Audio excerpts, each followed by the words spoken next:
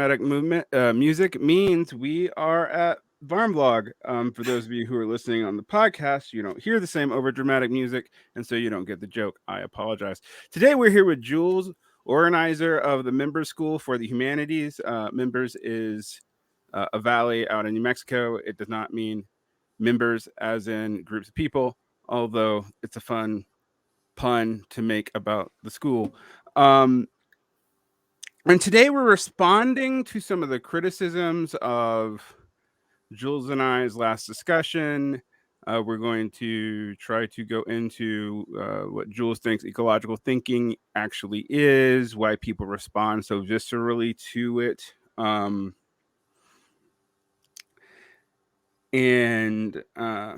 we'll probably upset some more orthodox Marxists. I'm just going to warn people about that. I'm increasingly of the attitude that I don't care about that. I used to, but I'm increasingly just like, yeah, it's not worth trying to appease you guys anyway. So one of the first things that I noticed when we were talking about this last time, and this was a theme of some of the comments. Most of the comments were positive, so we know that we don't think our audience was hostile. But the two themes that came up, one, people calling you a primitivist, and two, people accusing both you and I of not understanding how numbers and representation works, about things like IQ and whatever. And I find this really funny because I work with educational statistics actually as part of my living. It's not the only thing I do, but it's definitely part of my job. And you work with high-end science, so like it's so let's go into these accusations a little bit, because I think part of the problem, you and I talked about this privately, is that people don't know what ecological thinking is, and they also don't really know what modeling is, or numbers relationships to modeling. And because of that, they will take certain critiques made. Admittedly, yes, we could have gone into much more detail about what we were talking about when we were talking about any number of quantifiable matrix, but there is a general assumption, I think, that one, quantifiability equals both generalizability and validity in statistical terms, which, and if you don't know what those two things are specifically for statistics, you already don't know what we're talking about. And two, that anybody who says anything about limits is automatically saying that we have to go back to being hunter-gatherers. Like, as if that is still an option on the table, right? Like, which is an interesting thing to really consider about all of this. The options that people have for how they choose to live or not choose to live, and this fear that we could backslide into this primitive state of being hunter-gatherers. It actually takes an extraordinary amount of skill, to like physical embodied skill, to be able to move over a landscape and identify all of the different kinds of foods and to process them and use them successfully. So there's something really insulting just about the idea that like we would backslide out of, this period of sophistication into a hunter-gatherer state, like as if we would just devolve. That's kind of a weird way of thinking. And as if there aren't living hunter-gatherers that are contemporaries who have actively maintained their lifeways in the face of colonization, even with intrusions of all of these different kinds of ecological modules that I think people get really stuck on as the only ways of eating or the only ways of living. That's kind of an interesting thing about this, is that the idea of living with a deep knowledge of nature and living not in opposition to it, but moving along with it or figuring out ways to adapt to it, that's somehow primitive, when it's what humanity is defined by when you actually look at our evolution and how we've moved across landscapes, how we've adapted to huge ecological shifts in Africa, and then as humans moved out of Africa and interacted with different plants and animals and developed technologies that were both social and ecological, in order to carry themselves all across the planet. So I have a lot of respect for all of the people that led to this moment that we exist. And I am in some ways contemptuous of how we have phrased success in terms of society and civilization, in direct opposition to biodiversity, stability, resilience. And these are qualities that, especially as things change radically, are really valuable. Like it's interesting to know how humans have survived across radical changes. I understand that a lot of the urge to maintain the way that things are or to reform the way that things are comes from an inability to imagine any other alternative. And I assume that that's also because people are pretty sad and things aren't going really well. And we have this simultaneous propaganda of things are always getting better, like the pinker arrow go up, stonks go up kind of timeline, versus what we see, which is that people are really struggling and systems really seem like they're off their axis, that things are not moving forward as one would hope.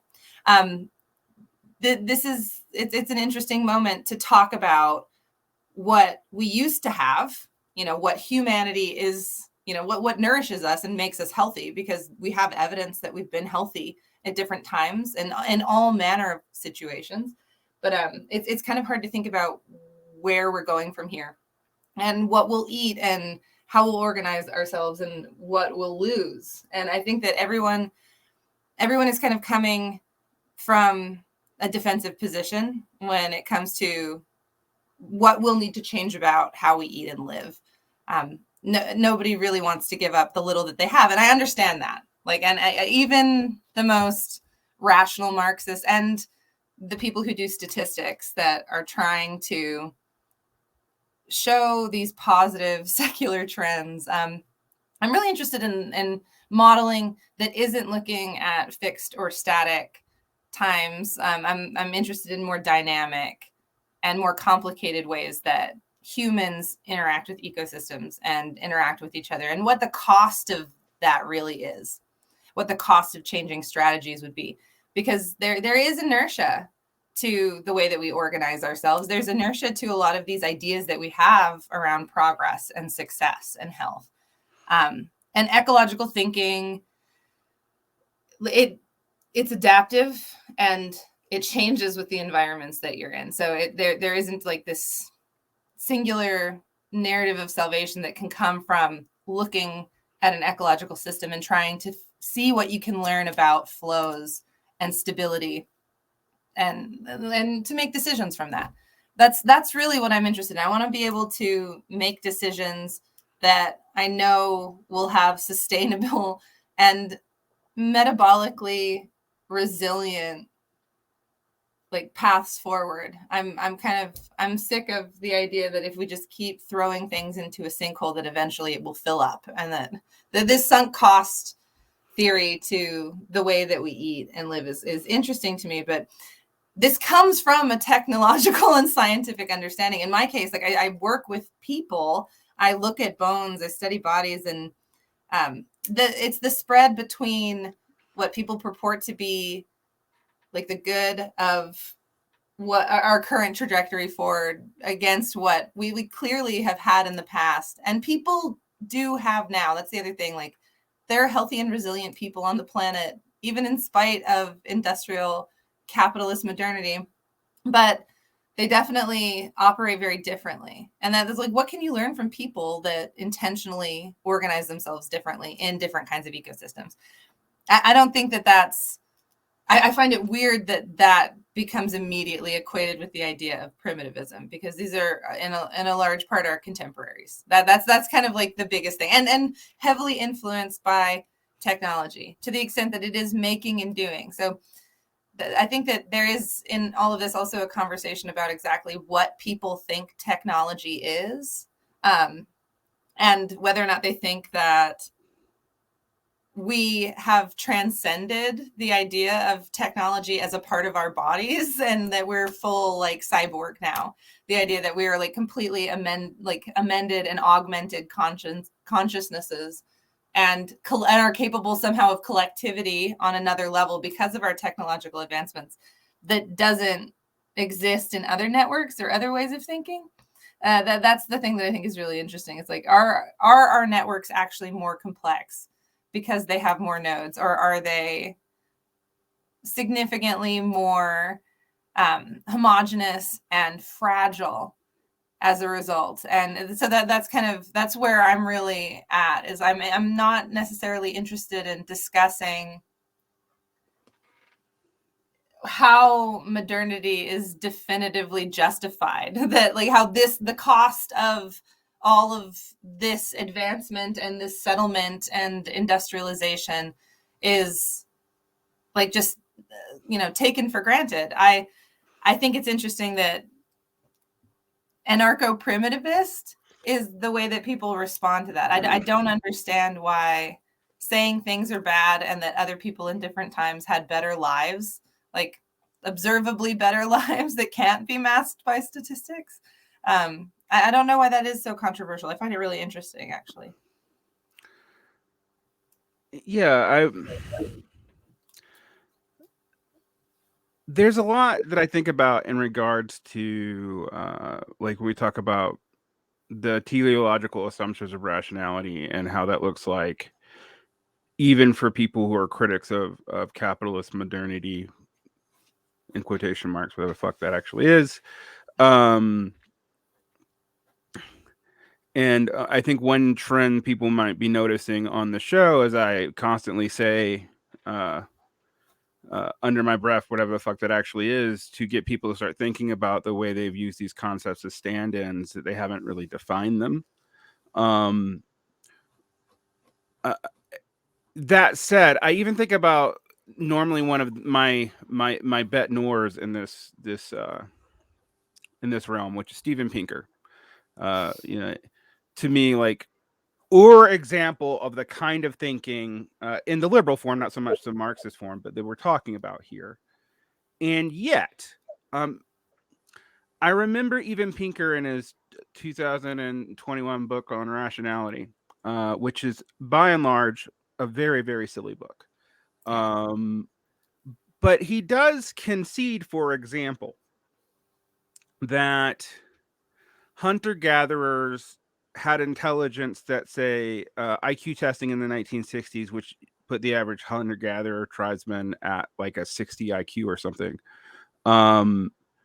could not pick up, didn't try to pick up, because the way it was measuring pattern recognition was so based off the assumptions of European languages and our assumptions about mathematics that it missed that, hunter-gatherers can sex an animal from their tracks pretty accurately, which is something that a lot of modern, specialists can't do. That they have incredibly long memories for things that we don't even think about having a memory for, because it's not articulable easily in conventional words. And I don't know why that just didn't undermine Pinker's entire better angels argument right there. He tries to salvage it later on. Basically, in a we are liberal humanism makes us smarter because basically we can kill each other and thus we have to be smarter. That's actually the keynote of his argument. And that's not even getting into, say, someone like Nicholas Nassam Taleb's critique of him for missing like stochastic patterns and whatnot in his data, that he just ignores that and removes the numbers to a level where it paints a pretty clear, consistent, linear development. Although at times, for example, and I remember thinking about this when I was talking to someone about, say, what was the economic growth rate of medieval Europe? All right. And someone will say it was like, well, less than 1%. But then I'm like, okay, but what are we measuring there? Like, we can't be measuring GDP. There's no GDP specifics for the 12th to 15th century. That doesn't mean anything. Are we measuring like bone density data, well, that's going to come back weird. Some of there's periods of pretty significant decline in life expectancy in the 13th and 14th century. Are we talking about trying to just adjust for data that we have from like censuses in the 14th century and taxation records and then compare it to modern GDP? I mean, like it's like comparing.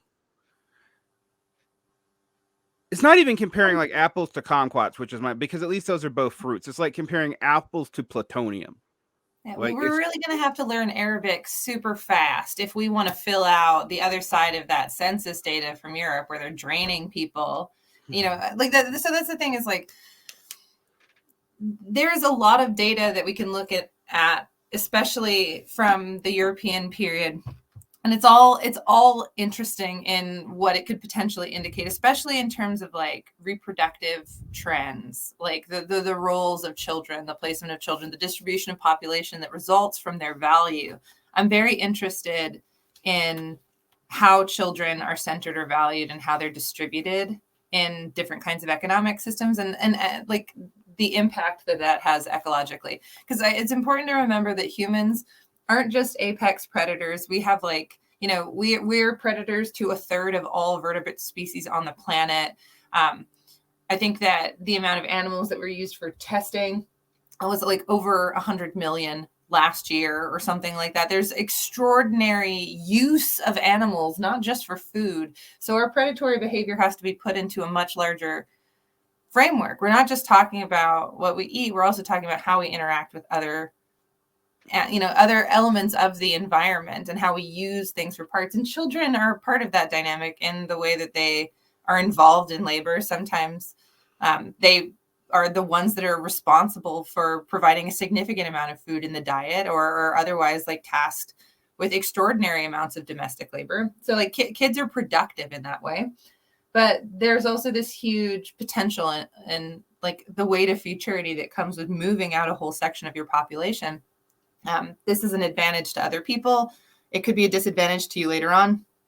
It's just like these kinds of tracks that people are on, the idea of even like Hobbes and Rousseau, these are statistical washings, right? Like the idea, like Hobbes' idea that like all indigenous life is like a state of nature and should therefore be nasty and brutish and short. The idea that nature is nasty, brutish, and short, and full of competition and toothy and fangy.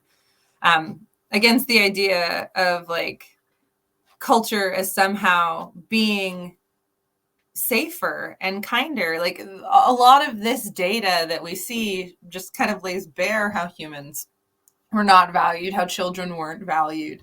And so we can look at the same numbers, but we're not necessarily seeing the same thing in them, because we're like, if you're looking just at rates of violence, or if you're looking at population growth as a necessarily good thing, you're not comparing that to other metrics of health, especially like social determinants of health. If you're stressed out and living in squalor and all of the water and your, sanitation systems are connected, obviously you're going to have a different life outcome, even if you're living in the same area, than people that have different surroundings.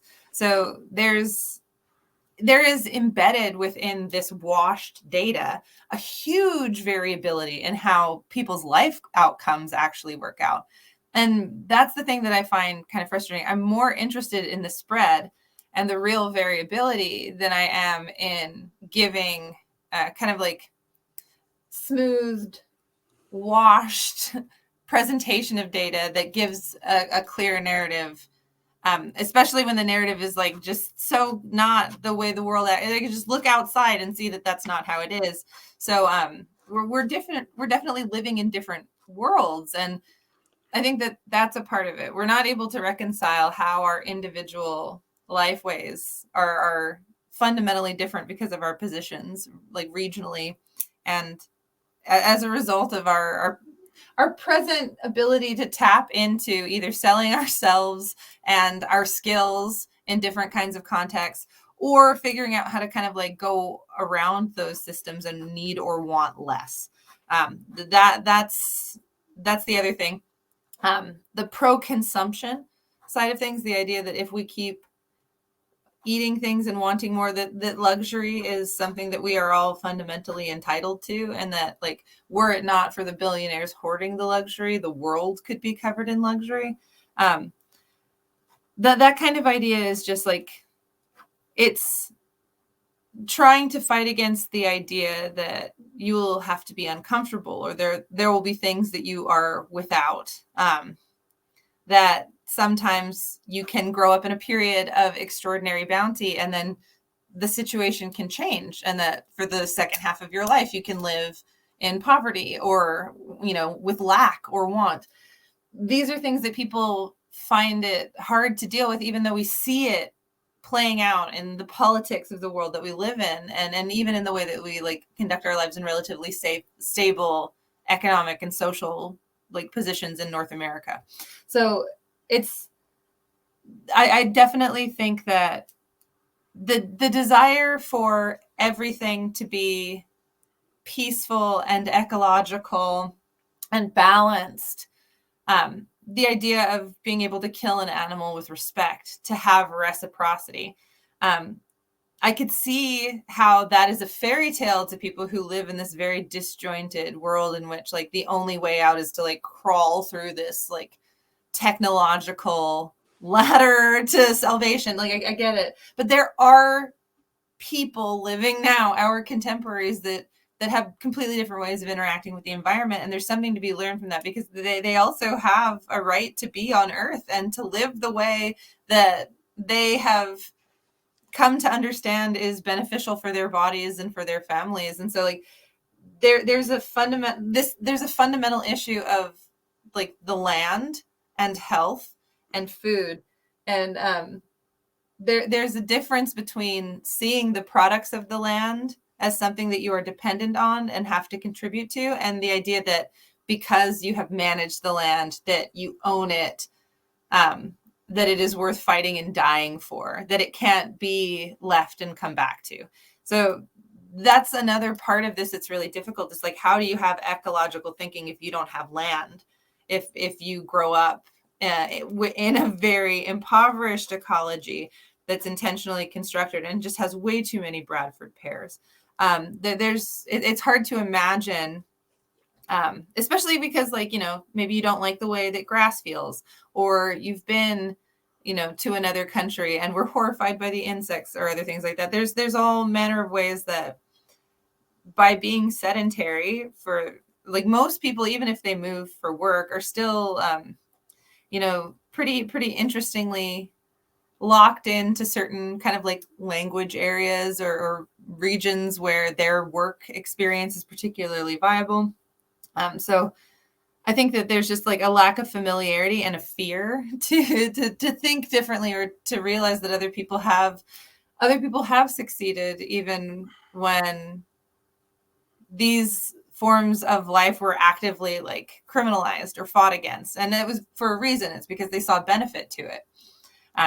That's another thing about like the Pinker thinking. It's the idea that there is one reason, there is one rationalization, and that the numbers are what show us that. I think that's the other issue, is that by saying that there are some forms of measurement that will never really approach like the real experience. Like we're looking for real measures, we're looking for the proof, the ultimate truth as can be approximated in the least amount of data, so that it is a singular point of agreement. But a lot of this is quality of life, and that's an experiential thing we just have to have respect for. Like you can't just like argue people into changing their way of life with statistics. If that could work, it would have worked. There's so many people have been doing so much statistics. One thing that I think about when I approach these kinds of problems is well, there's a couple things. I was thinking about times where I stayed with Bedouins out in the the White Desert, which is, near the Sahara. Not something that most even middle-class white people get to do. Being an educational mercenary does come with privileges, and I will totally admit they are privileges. But you start realizing that there are ways to cobble together a pretty stable and healthy life that you don't understand. Like, okay, so we're bathing in sand, but I'm actually pretty clean. And then I am like, oh, I don't have sunscreen, but I'm wearing all these clothes and they actually work. Like, I'm not, all of a sudden these things that seem exotic or cultural affectations, you realize, no, there's reasons for them most of the time, actually. Like, and these things get expounded. Now, where there's a problem a lot of the time, is when these kinds of, I'll use the term micro political economies just to make people happy, um, hit up against a different one. So, for example, I think about like indigenous women making cayutas in southern Mexico, and they're beginning to have problems with the traditional baking practices because modern housing traps the smoke and it causes cancer. But what's happening there is one life way that is effectively somewhat adaptive for a situation is running into another one that's not adaptive for the same situation. And when I noticed that, I even started looking at our houses here in the United States and going like, well, these assume a whole lot of things. It assumes that certain kinds of infrastructure is always going to work. These things are actually not super inhabitable, particularly if they're relatively new. If certain things start to fall apart, for example, you're you live in the Great White North. I live in the cold part in the cold desert. What happens if modern heating doesn't work? You have to go into you have to use your petroleum engine to drive into town and to find somewhere else that somebody else has a heater going on or a generator so you don't freeze to death at night. Right.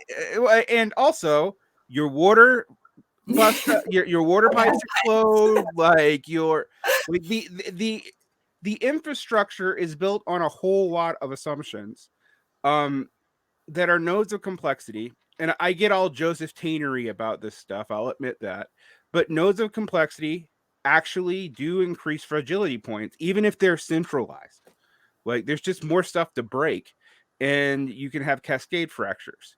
To me, when I think about that, then I think about a place like Cuba. All right. Cuba has great medicine. They have well-trained doctors. Uh, they're not always able to even get needles. Like, the embargo is pretty fucking nasty. Why do they have better healthcare than us? And it is because they've had to, right? They've had to do preventative medicine because that was the only option for them. But they've actually cobbled together in a very isolated and relatively poor for the region, definitely shut off island country, a way to have a health system that is, in terms of outcomes, better than the US's. Well, it's patient oriented care, right. and that's the thing. Like a lot of the model that we have, for the most part, is that people come in, they're triaged based on that initial appearance. You're kind of given a label of exactly how like emergent your problem is, how immediate it is, and it is very easy along the line for information to get lost because you're reporting off and reporting off and reporting off.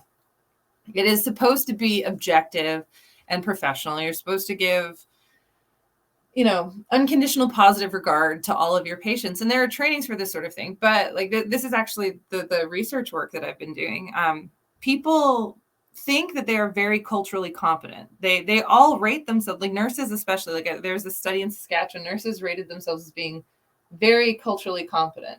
They're very respectful and knowledgeable about other people's cultures, but they don't really they self-reported this, but they don't have any of the skills and they don't know how to demonstrate like the behavior of cultural competency, which is recognizing the difference between where you are and another person is, and then figuring out a way to bridge that gap in the way that meets their needs the most. So like if there is a language issue, finding someone that can communicate with them effectively, not just like speaking across each other in two different languages and being like, I'm still going to give you care.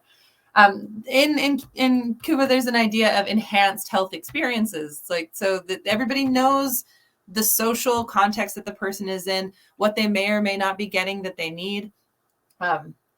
There's a different role for family members and communities and discharge planning. And I think that most healthcare workers in especially places like Canada, like they hate that we're just putting Band-Aids on things and we're not solving systemic problems. But that's kind of the whole deal, is that like people's health and people's diets are not separate. People's stress levels and their social interactions are directly linked. So like all of these things play into each other in an inextricable way. And in communities that have their traditional food practices in facilities that are specifically designed to bring people together, people's health outcomes are being met in a different way. And that doesn't have to be filtered through the concept of Western development or progress. Like it doesn't have to have box houses. We don't have to settle and fill in swamps that will eventually sink in and everybody's basements will flood. You know, like there are different ways to incorporate what people have learned works on a larger social scale, in part by actually like listening to those people that have actively maintained traditions of effective human environmental interactions and effective human interactions like kinship, and then also like how to treat others. Interacting with your environment teaches you how to treat with others, like how to treat others, how to interact with others, and also to have respect for like things that are different than you. It's interesting how we talk about learning from animals through myths as such. Like all the stories start off with like the Aesop's fable or like, you know, the legend where there's the anthropomorphized animal or whatever. We put that into the past of our learning, but there's still a significant amount to be learned from our ecosystems, and not just things that are like us, not just animals or vertebrates, but like the whole concept behind like microbiology is that we can learn more about the world by looking at tiny things very closely and paying attention.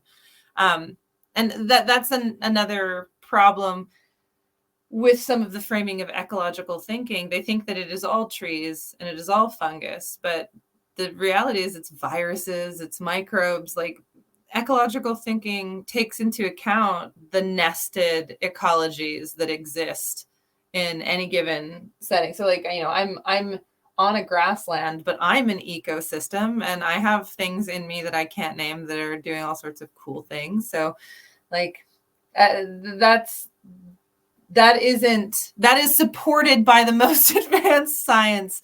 The fact that we've had to throw so much imaging technology that has such a profound ecological cost in order to see these things, it shows that there's a huge gap in how people are able to process the relationship between themselves and nature, like where the line of nature is, how dangerous it is, what they're willing to risk.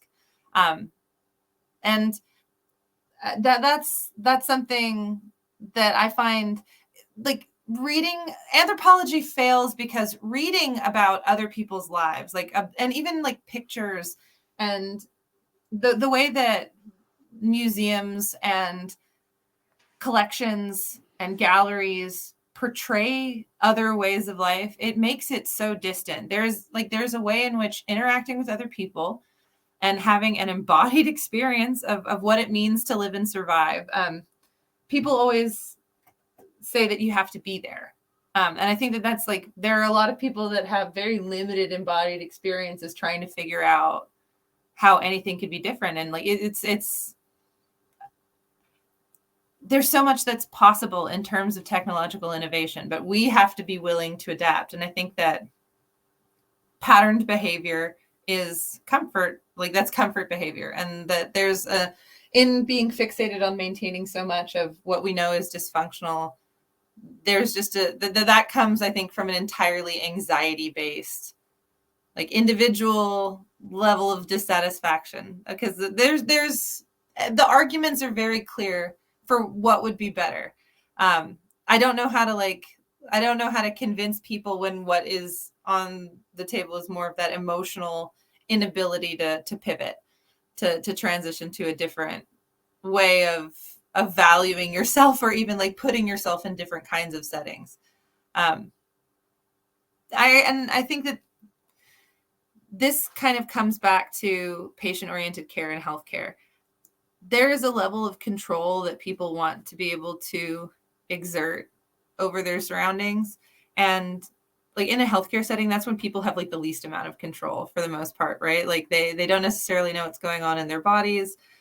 Orders are coming from out of the room. Things are not being explained to you very well.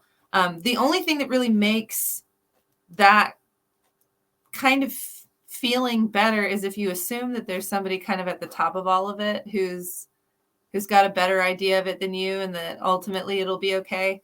And I think that like on a civilizational level, we're not confronting how much of that dynamic exists even in how we confront economics, even in how we discuss politics.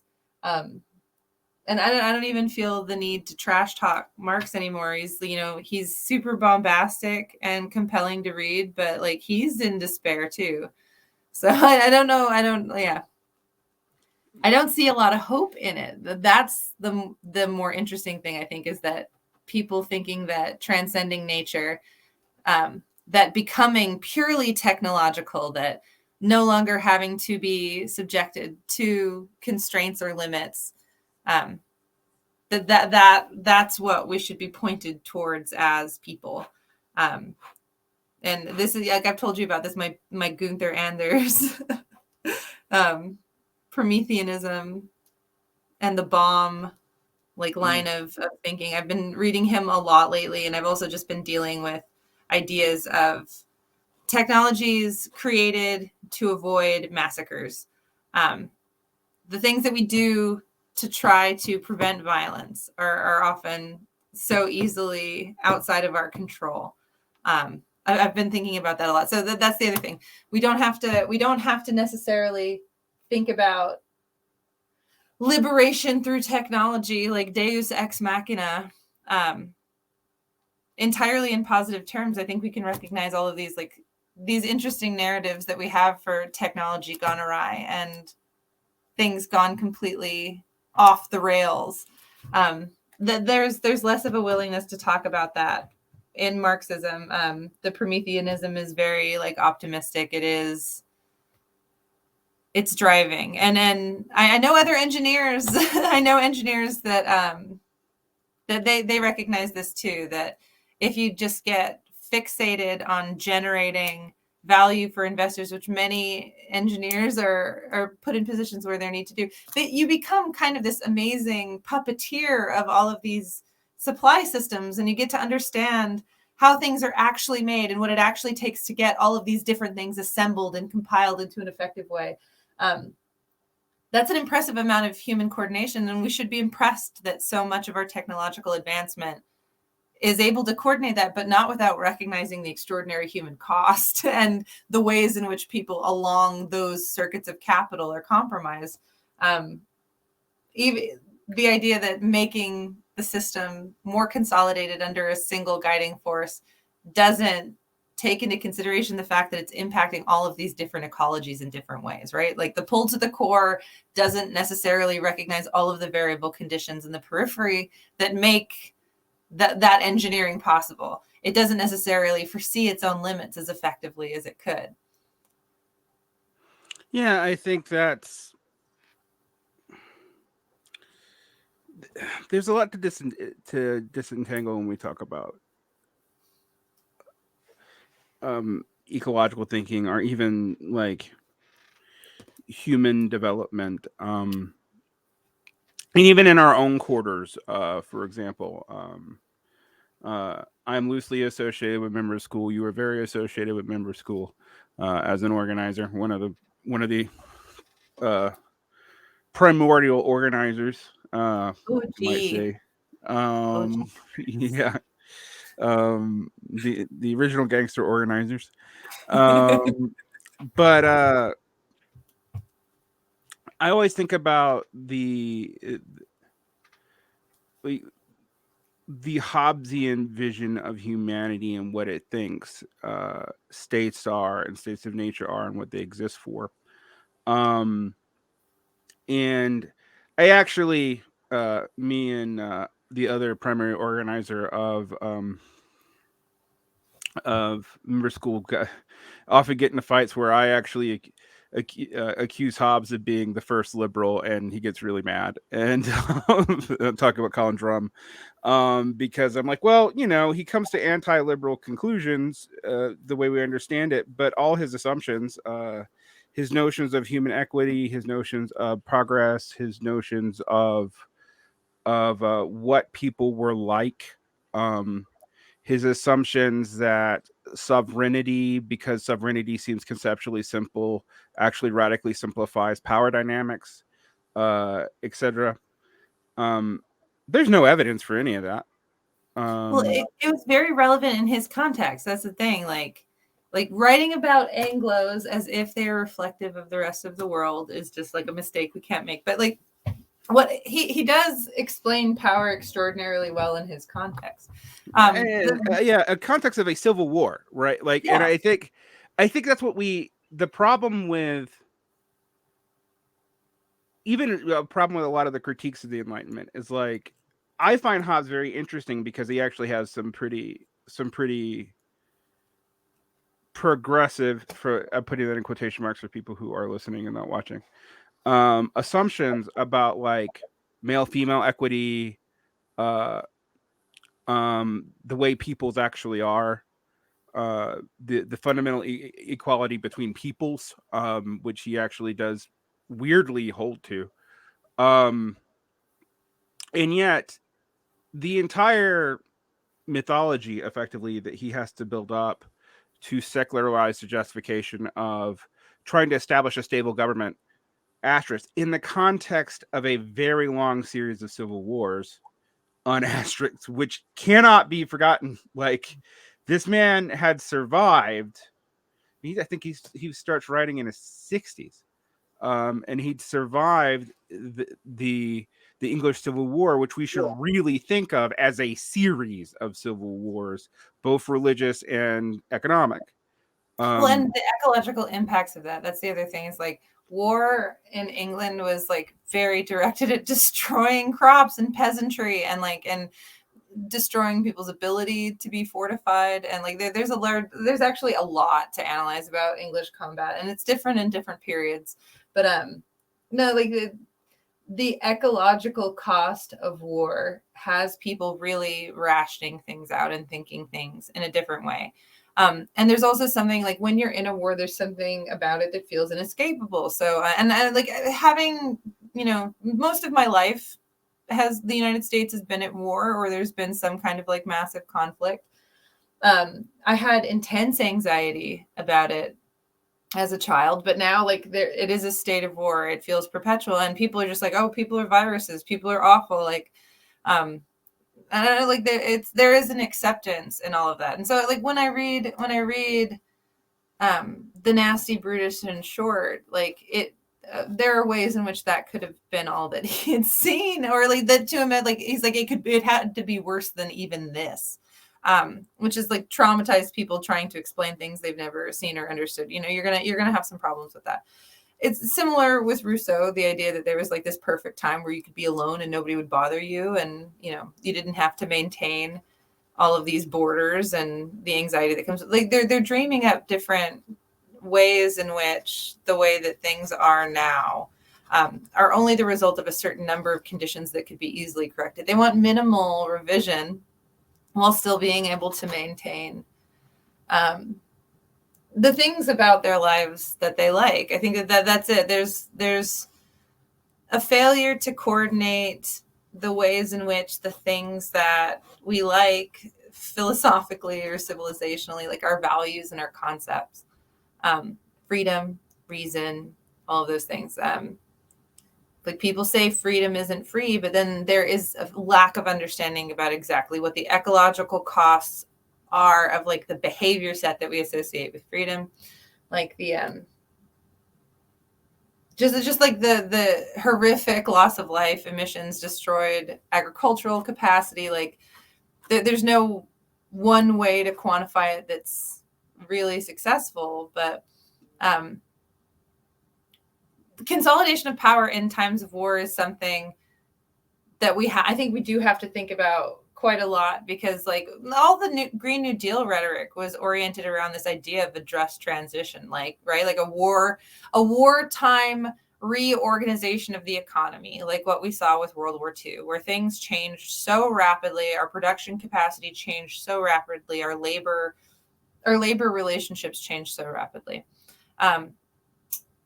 People do act very differently during war. And that's, I think, something to consider, to the extent to which, like, on a civilizational level, you know, conservatives and reactionaries are saying that we are at war on a civilizational level. They're willing to fight or die. They have their trad wives. The picture of the homestead and the fertility and the reproductive capacity that comes with that, like all of the Wojak memes of like the dudes coming home to the trad wives, like this is a very interesting internet phenomenon. But like people do think about like what the good life would be now, and people don't see it in jobs in the cities. Like the Mad Men era is over for a lot of people, even though there are a few people clinging on to that.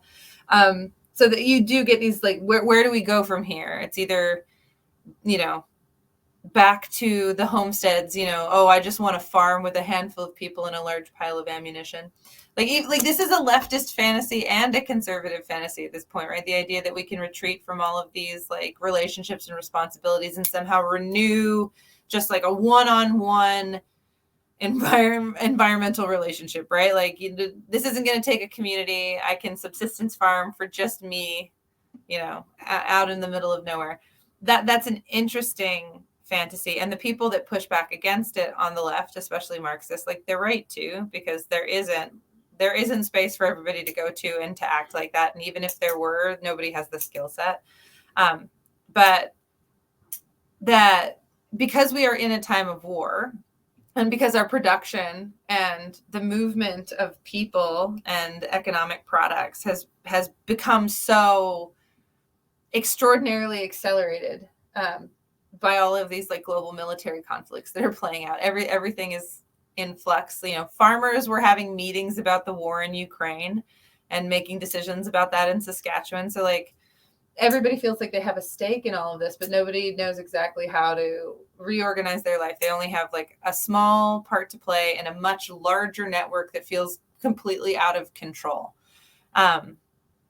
The idea that one single power could grab that and fix it and redirect it is that's a lot more appealing than the idea of the masses consolidating into something that actually is coherent. And so I think that's really the Hobbes-Rousseau idea, is like the Hobbes doesn't have faith in the masses, but believes that power could be consolidated and directed, that there is this point at which you can grab and say no.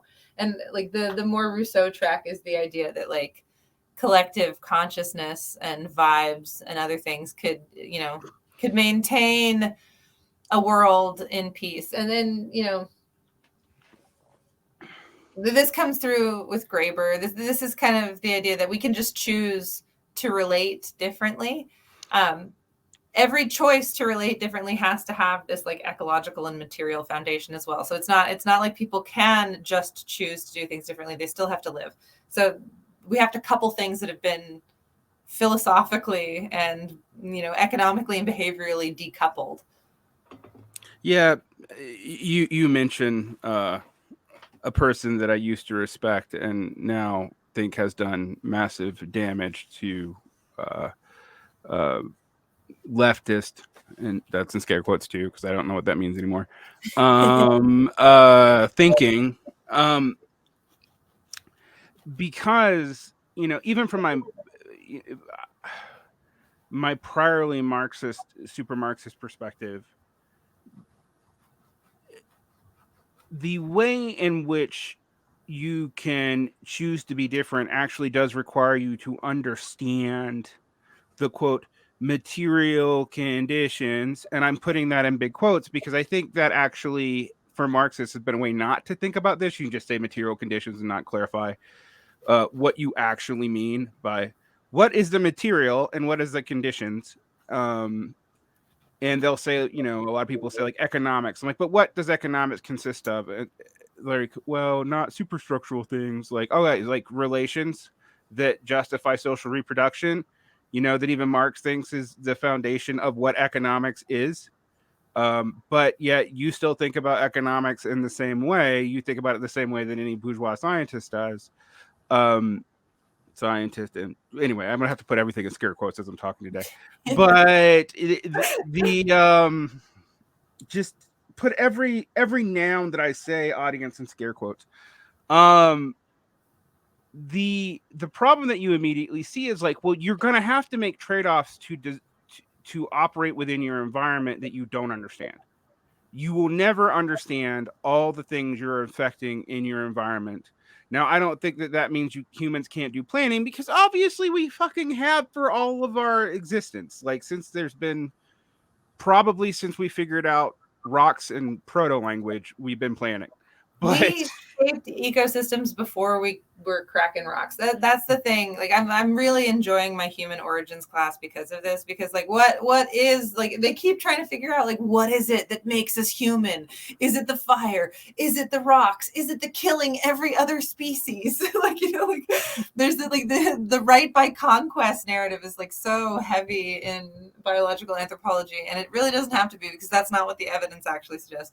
But like, it is really funny, like what makes us is that we figure out how to carry our water in a container long distance. Like, we modify our environment and we take it with us. Then maybe we start taking other things with us from one place where there's none of those things to another. We did it with stones. Like stone tools are a good example of the ways in which humans are like using the elements of their environment in order to provision themselves better. But like, we carried water before we cracked rocks. We made, so chimps make spears. And what's really interesting about that is that it's the females that drive like the spear hunting. And then juvenile males watch them and use it. So it's like this idea that like women drive technological innovation is like not shocking to me whatsoever. And in part because like the actual like gestational requirements of growing another human are really substantial. So like you're, you know, a gestating parent's going to be the one that needs the caloric package the most. So like maybe you get really hangry and you stab something. That makes way more sense as like the origin of hunting in our species than anything else that I've ever heard. But like, so like this idea that like, yeah, we modify our environment. We get caloric packages from our environment using tools, using elements of our environment. Like how far back does this go? And like there's really like, you can't say, because we know that the stones last and that stones are definitely not like the original technology. People didn't start with rocks. yeah, the assumption that we started with rocks has always confused me, even when I was an undergrad, because I was like, wait, but that, like, we have rocks, like clearly we got rocks. Okay, maybe they weren't making steel because that requires a certain amount of heat, but like, I'm gonna assume that a lot of the shit was wood or bone. Felt. Like, you know how many like plant fibers and animal fibers you can do all sorts of cool weird stuff with? Shells, bones. Like there's some, we know that the vast majority of technologies that people have engaged in haven't been preserved, because we've also covered the surface of the earth, heavily disturbed it the entire time. Like, the existence of humans undermines our own archaeological record because of how we like interplay, like how we earth move. And so that's the biggest thing. It's not that ecosystems, that ecological thinking requires you to have a hands-off approach, that you're not supposed to touch the pristine environment. That's not it at all. Like, you have to get your hands dirty. And this is my pitch. I think that all the finance guys and like all of the economists who've been crunching all of these numbers and trying to prove how, like, I just want them to redirect all of their cognitive energy towards biology, because there's legitimately interesting modeling to be done there. There are, you know, generational thresholds energy transfer that would be like, surely they would be interested in actually like observing these things. I've been talking about the metabolic theory of ecology and optimal foraging theory a lot with people lately, because they're models, right? Like these are statistical models, like doing the exact thing people are saying that like I'm incapable of, but these concepts that humans and other animals have relationships that can be mapped metabolically as an ecosystem, and that we could figure out ways to look at energy flow specifically as a parallel to observational behavior about human environmental interactions in ecosystems. Like those would be really beneficial for people, because they'd actually be able to see how disturbed our ecosystems are in North America, like how things are declining. I think that's the other thing. You can read numbers about population like bottoming out for ungulates in North America, or you can read about birds dying in mass or pollinators dying in mass. But like if you never see those things anyway in an urban setting, it's hard to imagine what less of them looks like or feels like. Having ecological thinking means actively interfering with environments to sustain them, to make them better, to make them more productive for you. Toronto is built on a meadow that was like man-made by indigenous people to create an environment where deer would want to come. So it'd be really easy to get deer. It's interesting how these things get lost, but like we've always modified landscapes and made habitat for wild animals, even, that we provisioned. So that's the other thing, is the idea that like in order to have a relationship with animals, they have to be the domesticated animals that like we've replaced the biomass of the planet with these animals that we prey on. Maybe we could have different relationships with other kinds of animals in different circumstances if we had the kind of ecological modeling and planning that did allow us to invest in management, like actually like directing ecosystems, inputting energy into areas that are more productive or more beneficial. Like the incentive isn't there because of all of the other problems that we talk about with like organization and profit motive and those sorts of things. But if people really like wanted to focus on the necessary interventions, like the relationship interventions that we need to make in order to create a viable future, like the most immediate choke point is our relationship with the environment, how we provision ourselves and how we organize ourselves around that. Those are the things that wartime mobilizations have seen people change rapidly. Like lifeways can change rapidly, rations can change rapidly. But the idea is that we always talk about what you're going to lose under those circumstances, right? Like the men went away, people were making strange butter sandwiches to survive. The emphasis is on what we lose. And I think that like what's interesting about indigenous perspectives, which is something that the Marxists actually like kind of like they physically like they move away from, is what we will gain. So like ideas of family, ideas of kinship, inclusion, nourishment, these sorts of things. Indigenous communities that have faced genocide and maintained themselves and their health and their resilience across that, they have a lot of right to point towards ways of thinking what you will gain.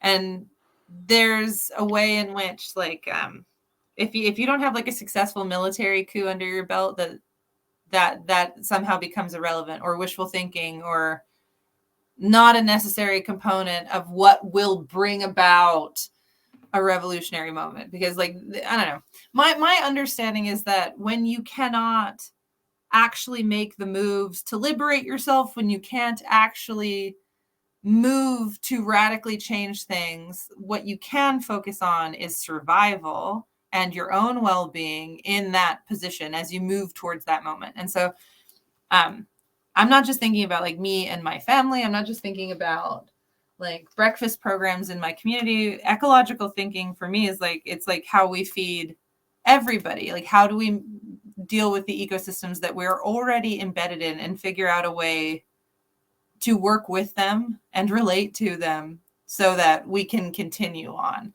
I don't like the lack of planning when it comes to those sorts of things, and the extent to which individual choice and preference, the ability to access a market and to take a product off a shelf, how that is like why people think that's the fundamental necessary interaction, the ability to, you know, transact for that object of your choice, when like we're already kind of limited by the way that things are changing now. So like how much of that is like just nostalgia to the 90s, like to that period of like when you get to open up and have all of that choice. Like you can get your Surge and your, you know, Airheads, and you can be a nerd with your friends. I think that there's a little bit of like developmental there's a developmental inability to let go of the idea that things will also continue to get better. We were also promised like a lot of technological advancement by Star Trek.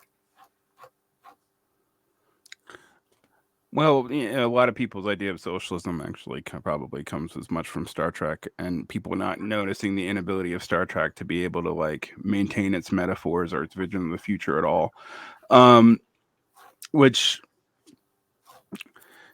you know, you could do the Marxist via Nebuchadnezzar thing and say, well, you can't imagine it until it happens. But then I'm like, well, then what's the point of your politics? Because you can't imagine any of this until it happens, yet you still try to spell it out. Happen in the future. That's the thing that gets me, that people like the failure to look into history and to see all of these successful strategies that people have already had, like acknowledging it as successful because it resulted in survival. That's what gets me. I'm sorry for interrupting. No, well, I was thinking about this the other day. I was going back and rereading that Climate Leviathan book, and then Climate Mal, and then Climate X. And I remember a lot of the contempt at Climate X. But I think one of the funny things about the Climate X models that those two authors were talking about is that they were actually based on things we've seen people do, and where the other two strategies are absolutely not based on anything we have any historical record for people doing, which is a peacefully created universal world government. Sounds fake. Yeah. Like, it's just like, I'm like, you know, I'm always like, well, let's talk about what a government actually is, for one thing, like, and its relationship to violence is inherent.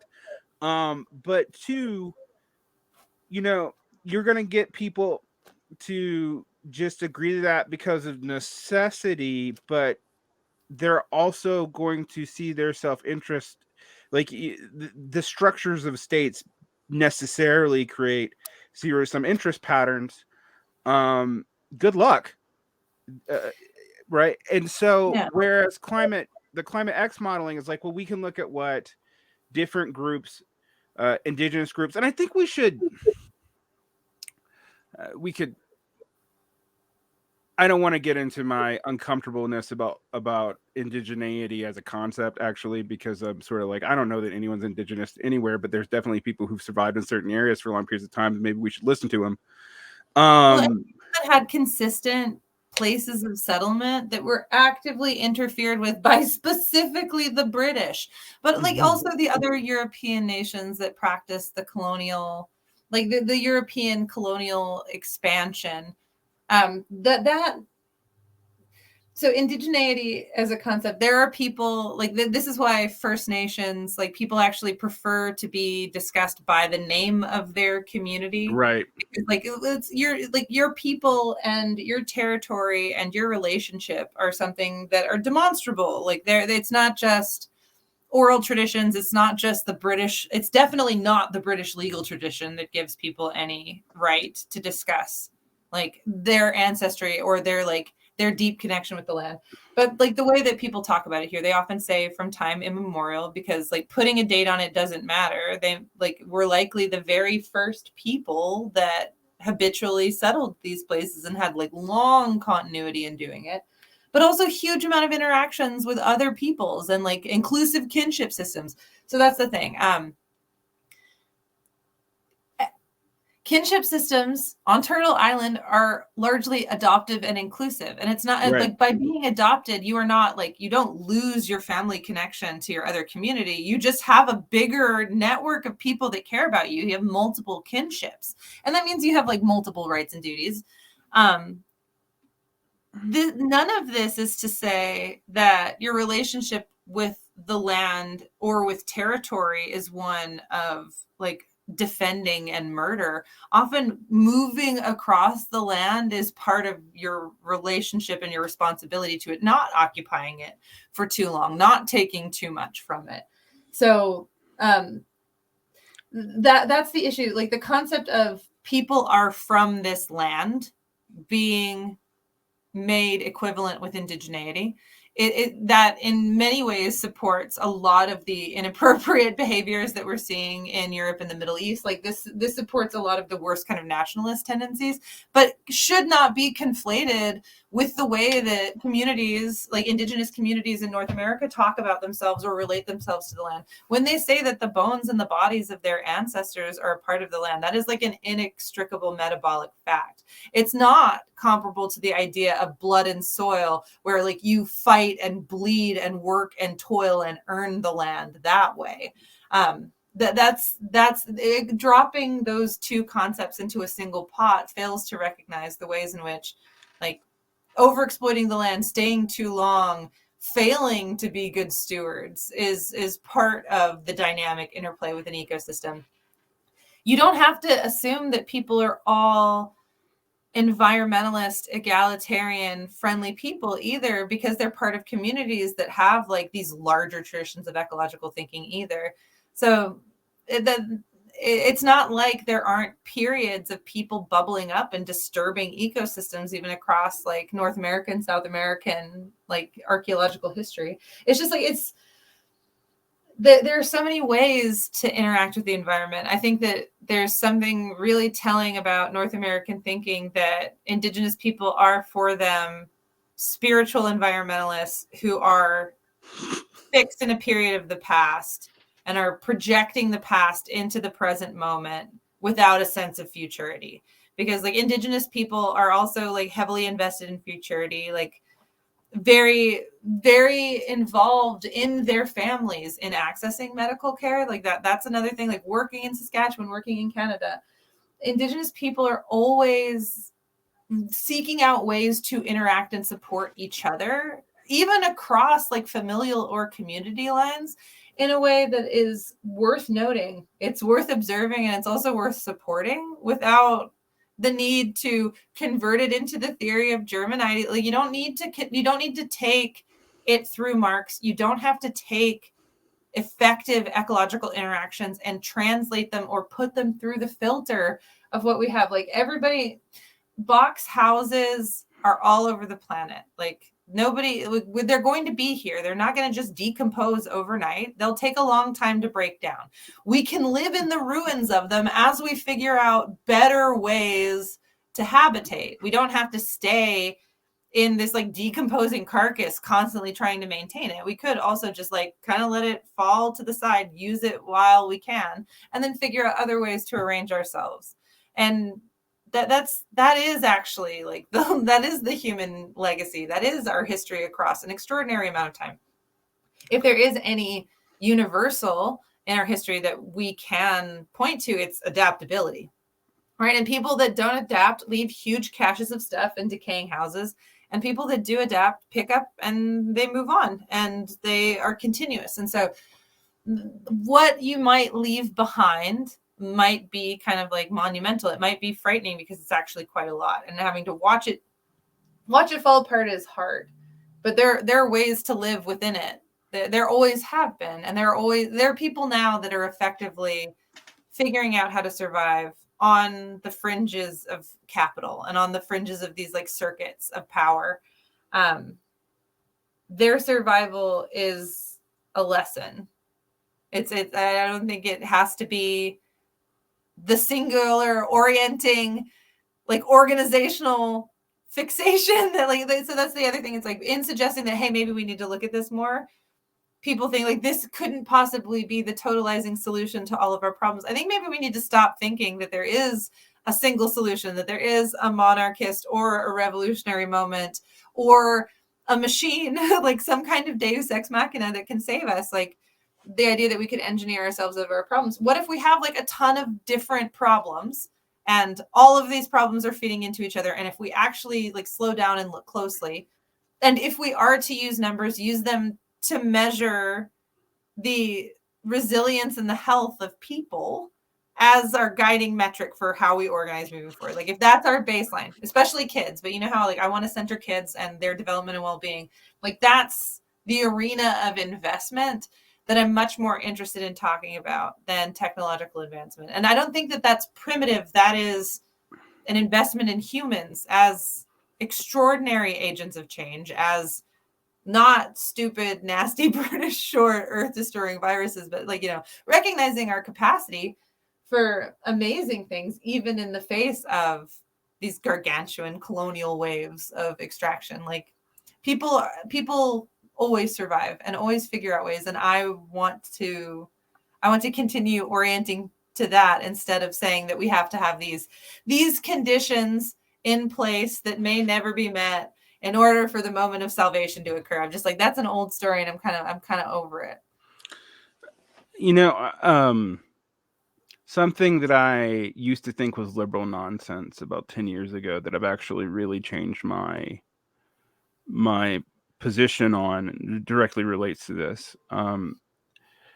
We always talk about material conditions in the Marxist scenario. We always talk about like, oh, the superstructure. But I've really started to realize that the metaphorical assumptions in our models for communication have strong implications that we are not always completely aware of, and that this in and of itself is a kind of technology, and one cannot remove it from the matrix of quote material conditions just because it is a speech act or a word or a mental conception. And so there's a lot of these questions that lead people to despair: the revolutionary moment, the sovereign, the universal sovereign, the state of nature, returning to the state of nature, even viewing that as a positive thing, that induce despair because they are stupid questions. Like, like, the reason why they induce despair is because in them already has contained a kind of framework for making sure your questions aren't answerable by pretending that it's one question. Like by pretending that there's only one question to be answered and that will solve everything downstream. That seems to me, and I know people who are going to hear this and they're going to say, oh, Varn, you're going back to being a conservative. I'm like, no, but also it doesn't really matter if I'm right. That seems to me to be a question that is not only unanswerable, it will lead you to a place of inaction, just total, complete inaction. But the way people respond to that it's just like, oh, well, you're just telling us all to be liberals, or oh, you're just telling us we have to accept the status quo. And I'm like, no, I'm not. I'm actually saying, okay, how we deal with the soil, which will erode. All right. How we deal with our food systems, how we raise children, how we prioritize, and in one sense, for example, in North American society, we have a fundamental contradiction, double scare quotes for that, but in that we prioritize youth as a consumer, but we do not structure our society for the well-being of youth at all. And we know that by our teen suicide rate. Like, the kids are not okay. They're just not. Like, and I know the kids get mad at me like when I say this, but I'm like, I'm not blaming you. We are all responsible for your well-being. Like, we have failed. Like, no one likes to hear that because it says something about them. But the way most people frame that is it's a moral choice by the young. And I'm like, no, we have totally set up a society that alienates children at the point developmentally. That's one of the few things we know about people, that you really don't need to do that. It has real consequences when you do that to young people. And we have done that to treat them as a consumer block. For the most part. I mean, there might be other reasons too, the structure of work, etc. I should be very careful in unicausal reasons, but it seems the overriding one is maintaining a system of consumption. And how many kids do we like? The opioid crisis changes the way that new generations of people are kind of like brought into the world and what the expectations are for their life outcomes.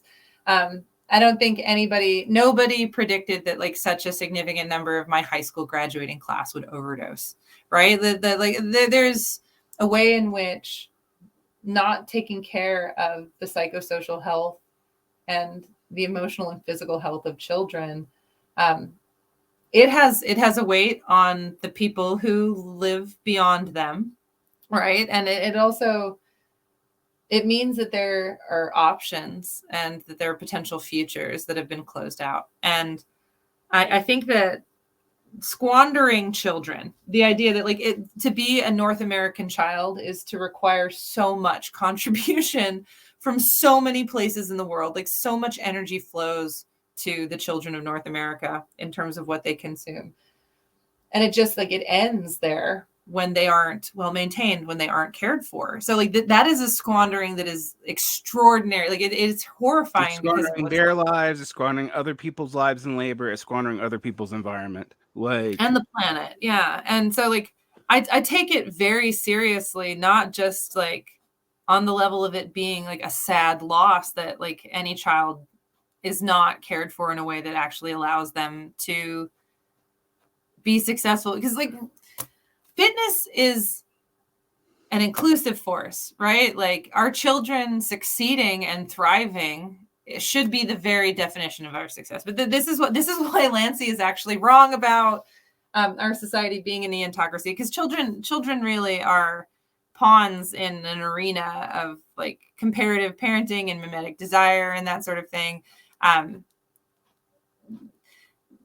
They're not looked at as keystone species in an ecosystem. And that's like kids are keystone species in an ecosystem. Humans are keystone species. We need to reorganize our investment in them as an investment in the ability to actually respond to climate change, because their knowledge, their skills, their resilience are going to be what actually like carries, especially like our generation through the transitional period over the next 50 years. Like,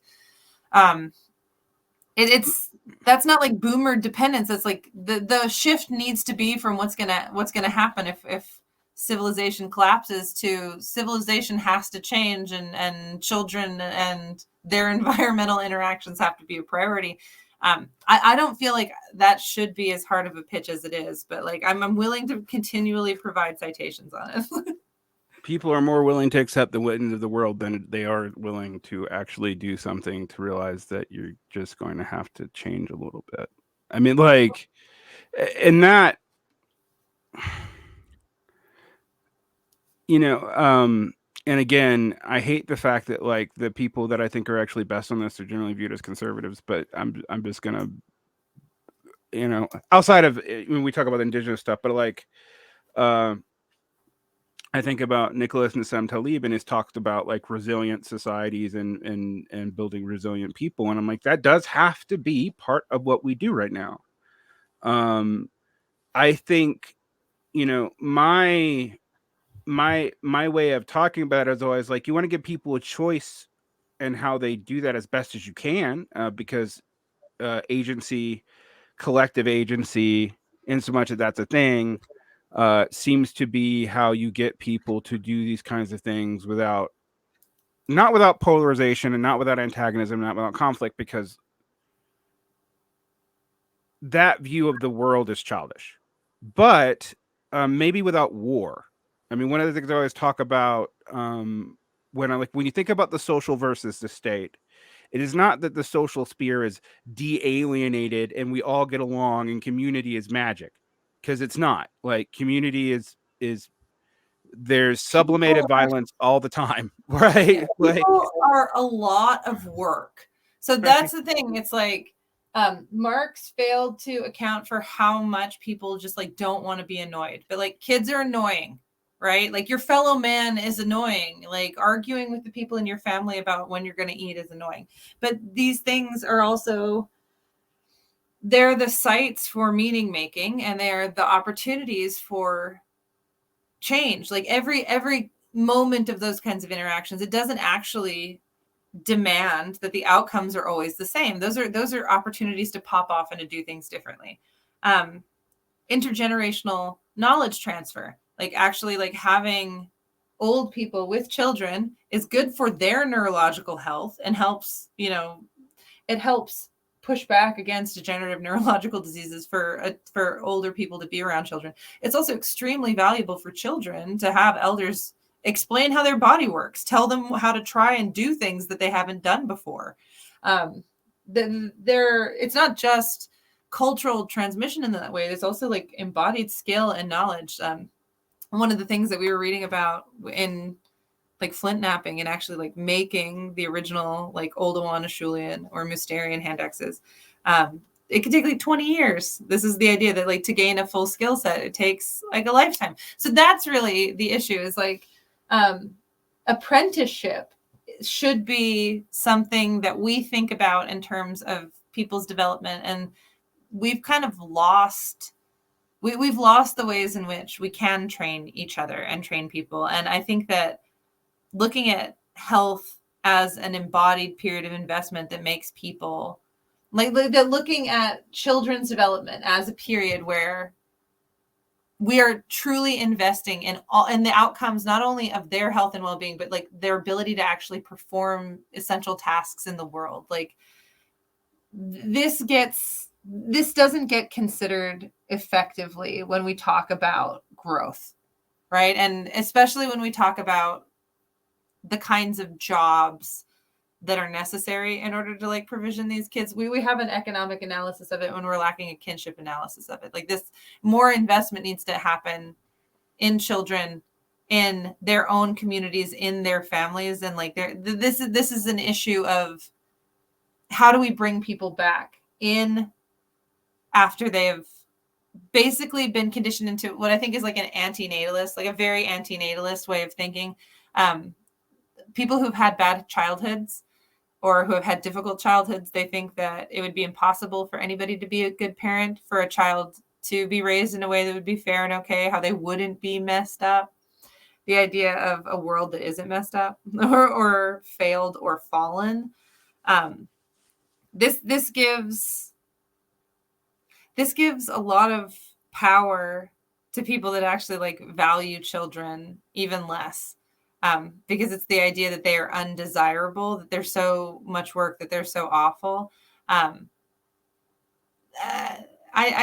It's honestly really common in our age cohort. Like I think most millennials, even parents that I know, like have really negative things to say about the relationship dynamics that they have with their kids. And the biggest part of it is like there's no mediator. It's just like them and the screens. And so that's what I'm interested in. Like, where are the Marxists coming from in this? What is their relationship to fragility? What are their families like?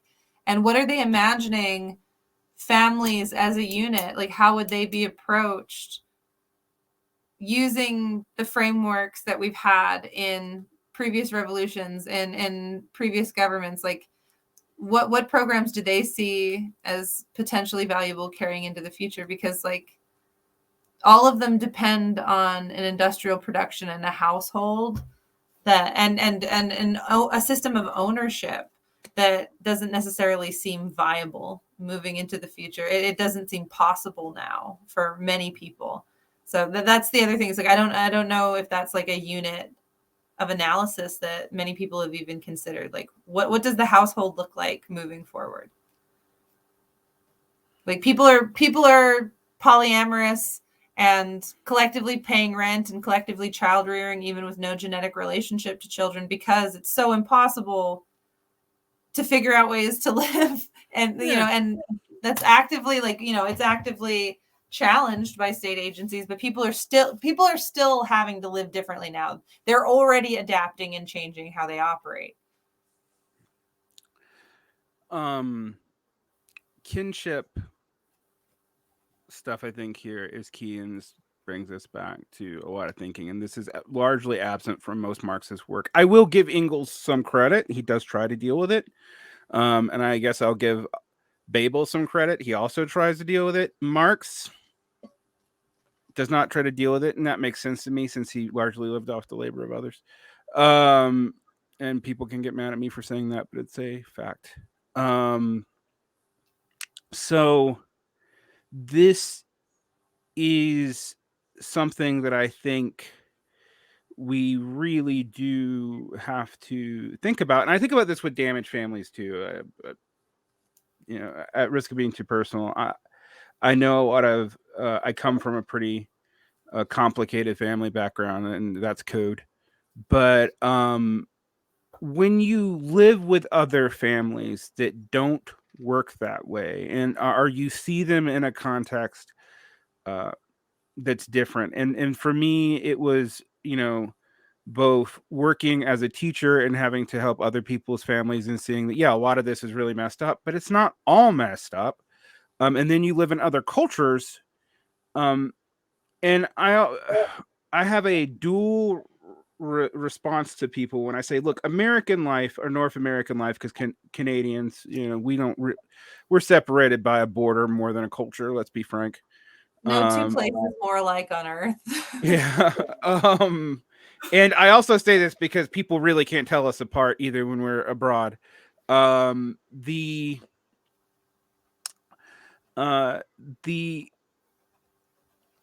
that life is really lonely, and it is kind of uniquely lonely. That said, I don't think people are like sapphire wharf machines that are fundamentally different everywhere. The reasons why things are the way they are isn't anything essential to being a North American. It's how we've structured our lives and how it disincentivizes certain kinds of cooperation.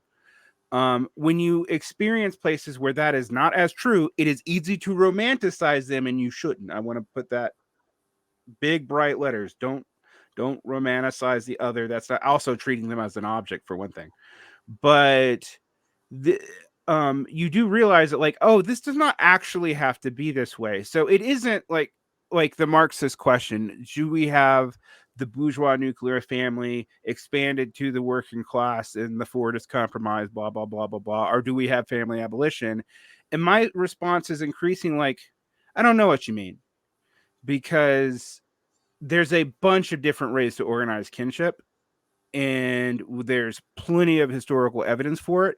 And there's plenty of evidence in our own neighborhoods, if we actually look for it, that people already changed that. Like, they're already altering it. I run into this frustration a lot because I am kind of a ad hoc Christopher Lasch scholar, and he's really hung up on like, maintaining the 19th century nuclear, and I'm going to say sick because the 19th century family wasn't really nuclear anyway, family, without looking at what it required, how it was maintained, who had access to it, etc. The promise of expanding it in the 40s period was largely done by taking the need for servants to maintain that lifestyle and outsourcing it to machines. This and thus, if you need service to maintain a lifestyle, necessarily most people are shut out of it. So how are most people living if they're still having kids, which they obviously are? What do? And when you shift that approach, and I've been really trying to get people to look at this and look at social reproduction, you start realizing we're too hung up on particular visions of this. We're too hung up on like a very early 20th century, late 19th century notion of industrial production, ownership, and family organization, which like the introduction of agriculture, actually, if you look at the fucking bone data, wasn't even good for most people anyway. We know that. Like, we got data for that. People want the data, we have it. And it just undermines the idea of the extent to which it's a choice. So the extent to which people are compelled, or there's like a gravitational pull to enough of the people in your collaborative network deciding that they want to interface with other people, even if they don't necessarily know the consequences. So that's the thing. Like, I was on a labor and delivery unit very recently, and babies are being born. Like, people are still having children. So the extent to which many Marxists have like pushed back against like the concept of futurity, or how so many people in our cohort have, the world I think seems smaller to them because they have blocked people and kind of like made themselves, they backed themselves into a corner in some way, and they are failing to engage with this like new wave of people. I interact with children all the time, and they're already here. They're already a part of our future. They are not coming to the same conclusions that, you know, even we did growing up, because the information that they have access to is radically different.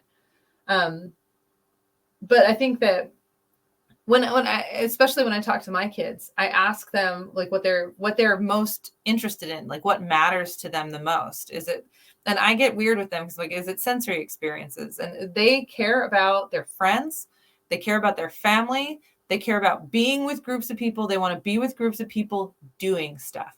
So that's kind of my thing. Like, you know, my 11-year-old and my 9-year-old, they know how to talk about making and doing. They know how to like orient social technology in their interests. There's a like, why is social technology primitive? Like, rhetoric is sophisticated, manipulation is like complex. We're watching genocidal rhetoric play out on the ground right now, and like this is instrumentalized. It's absolutely a tool. So like I like gadgets, I like hydraulics, I like mechanisms as well, but like the social technology is real, and we have to think about the kind of making and doing that we're willing to do, how annoying we're willing to be with other people, how much conflict we're willing to have, and how that's supposed to be mediated. Because right now we have conflict and we don't loop back to it. People just like turn their backs and don't discuss things further, or, you know, or we go to, you know, wholesale war. We have to address the fact that like people do need to deal with their conflict, but there are social technologies for dealing with conflict that, like, the social technologies that we're seeing displayed are the imperial like rhetorics, the strategies for dehumanization, for othering, for, you know, euphemizing mass displacement, final settlements. Sounds a lot like, you know, the things like that like we're seeing social technologies operating. There's like this, there is a huge wave of fear over decapitated babies for which there is no evidence for. And that's not to say that horrible things do not happen in war, but when you see patterns of hysterical behavior coming out in terms of like other people, how they're destroying babies during war, you have to think back to like the rhetoric of the Crusades. You have to think about how these are patterns of dehumanization. They have an origin, they have a history. Language isn't just this fluffy floaty thing that exists in the ether that we can like summon at any moment. You're trained in it. It has weight. And that's why like how we label things and how we measure them is one question, and then how we talk about them and use that in rhetorical discussion is a completely different one. But it's just to assume that because a technology is fundamentally linguistic, that it is less sophisticated, that's a failure of imagination for sure. But it is, I don't think, it's also kind of dangerous. It's extremely dangerous.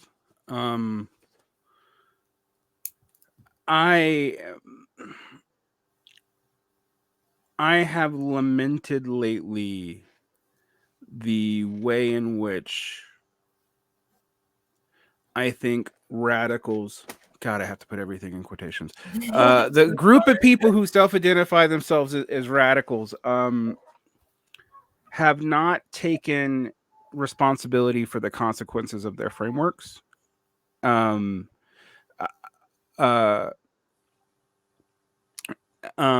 also have not been successfully able to push back on horribly dehumanizing language towards all kinds of people. I mean, the obvious one we're both obliquely referring to is Israeli-Palestinian conflict and the apartheid being maintained there, and that being clearly looks to be shifting into an ethnic cleansing of Gaza unless something really dramatically changes.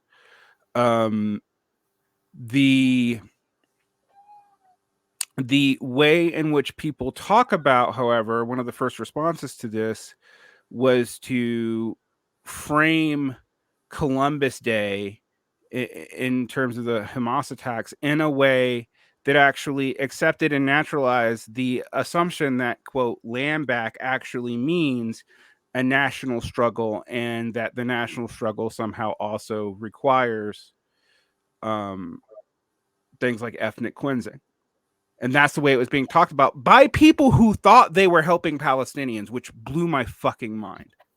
Yeah, right? So this is the problem with indigeneity across concepts. And this is also like land back as like it is indigenous organizing, especially in so-called Canada, is largely driven by aunties, right? And their relationship with elders and traditional systems of guidance and governance. And so a lot of the protests, like there's what you do is dictated by a community of people that contribute to the action in some ways. But there are totally people that don't want to be peaceful and to use the rhetoric of reconciliation. And they're very angry, and they have every right to be. And a lot of people are influenced by Marx and other like indigenous activists are influenced by Marx and other revolutionaries, and have ideas about how like indigeneity in like the context of Turtle Island can be consolidated with Marx.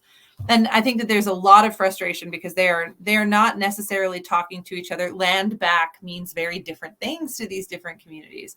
Like the idea of land back as being, you know, not that we own the land, but that the land owns us, that we are obligated to it by our dependence on it. And so like land back is returning to a relationship of reciprocity.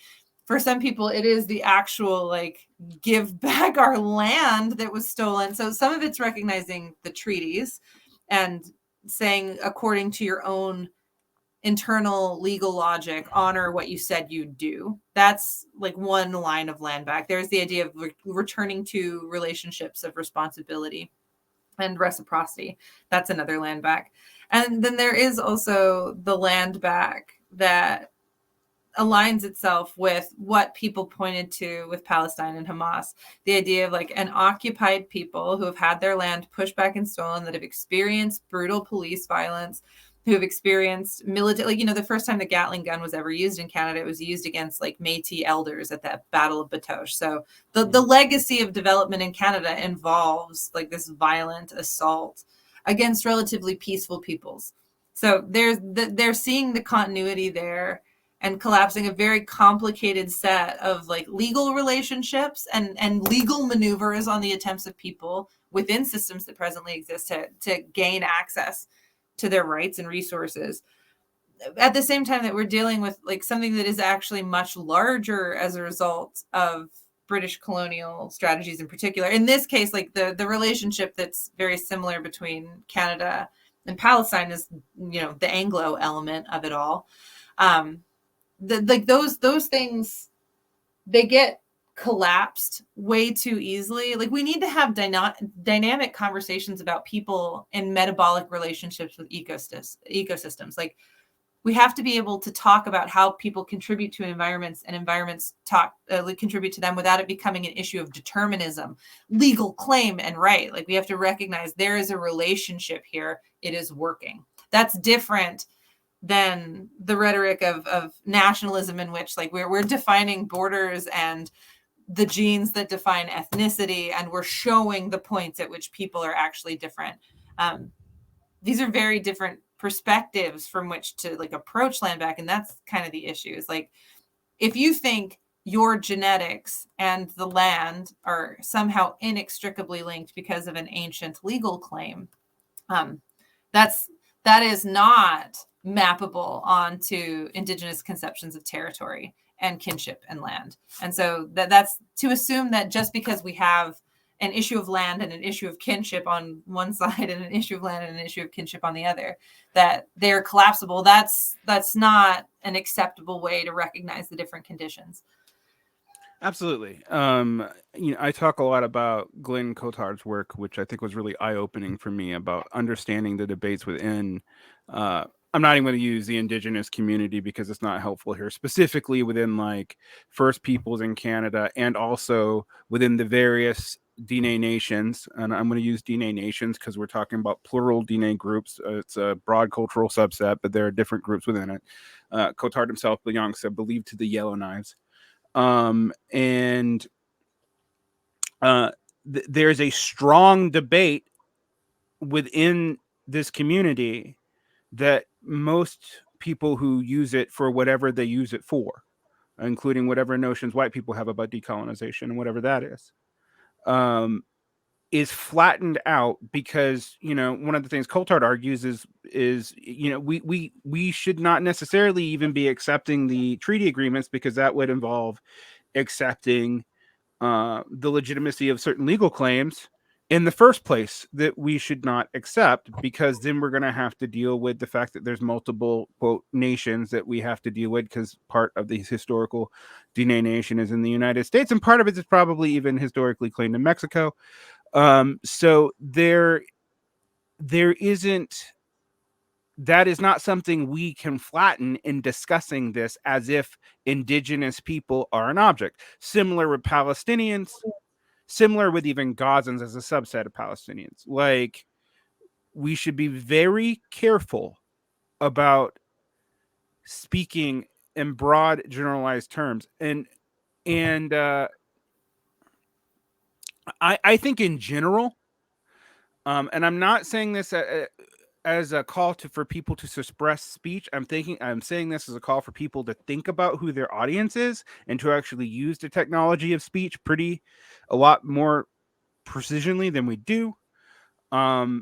We should probably frame this in what is agreed upon. For example, what happened on October 7th is in the context of an apartheid after several attempts to handle this nonviolently were attempted and people got killed, particularly in 2019.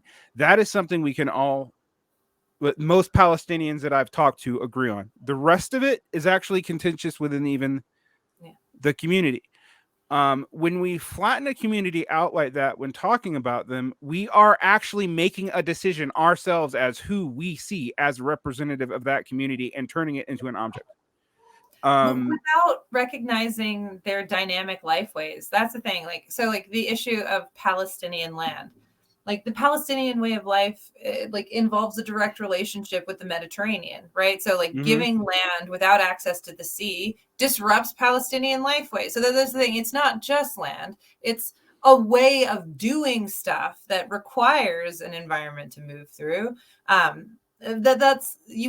Because the land is different and because the lifeways are different, we can't collapse the legal dynamic into the same thing. And more importantly, like we're talking about populations of people in an area of the planet that literally every human has a claim to because of the movement of humans across the surface of the planet. Like that's one of the richest fossil caches. It's full of artifacts from every wave of human expansion. It's been occupied continuously in an extraordinary way. And 4,000 years of various kinds of occupations, 7 to 8,000 years of civilized culture. I mean, it is in many ways, it's the cradle of agricultural humanity. There's stone tools from like around 2 million years ago that are like, they can't be Homo sapiens because Homo sapiens weren't even around then. That's part of the whole speciation claim. But like from approximately 2 million years ago, like that's the thing. It's like it has been a site of movement, of human acquisition of resources and survival for an extraordinary amount of time. This is what makes it difficult to talk about in terms of indigeneity in a place where like groups of people moved across in waves. It's and also just like recognizing that what people are attempting to do when they're advocating for Palestine is to try to draw international attention towards their rights when like they're like seeing images of the children that have been killed in Palestine. Like this isn't an issue of their legal rights. It's an issue of their humanity. And their position to Israel in terms of Israel's goals as a nation. And like, that's the thing that's the most frustrating, I think, to talk about this is like I don't know why we're talking about ancient rights and claims. There are real people with real metabolic relationships and who are, this is what actually needs to be talked about more, is like what the actual flows of power, as opposed to the idea that there are greater violences that can be bestowed on people historically that entitle them to also like participate in these large scale systems of warfare, these large scale systems of displacement. I think that we need to talk about the idea of becoming part of the United States military complex, being part of the special relationship between like British imperial expansion, the US, and its involvement in those areas.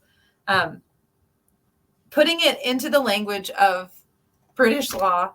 This is actually an objection that the Maori have specifically, and there's a really good documentary, Toho, A History of Resistance, that even in attempting to do two versions of the treaty, one in English and one in Maori, that like the meanings of words were twisted intentionally on the part of the British in order to like put themselves in this position where they could eventually creep on the land.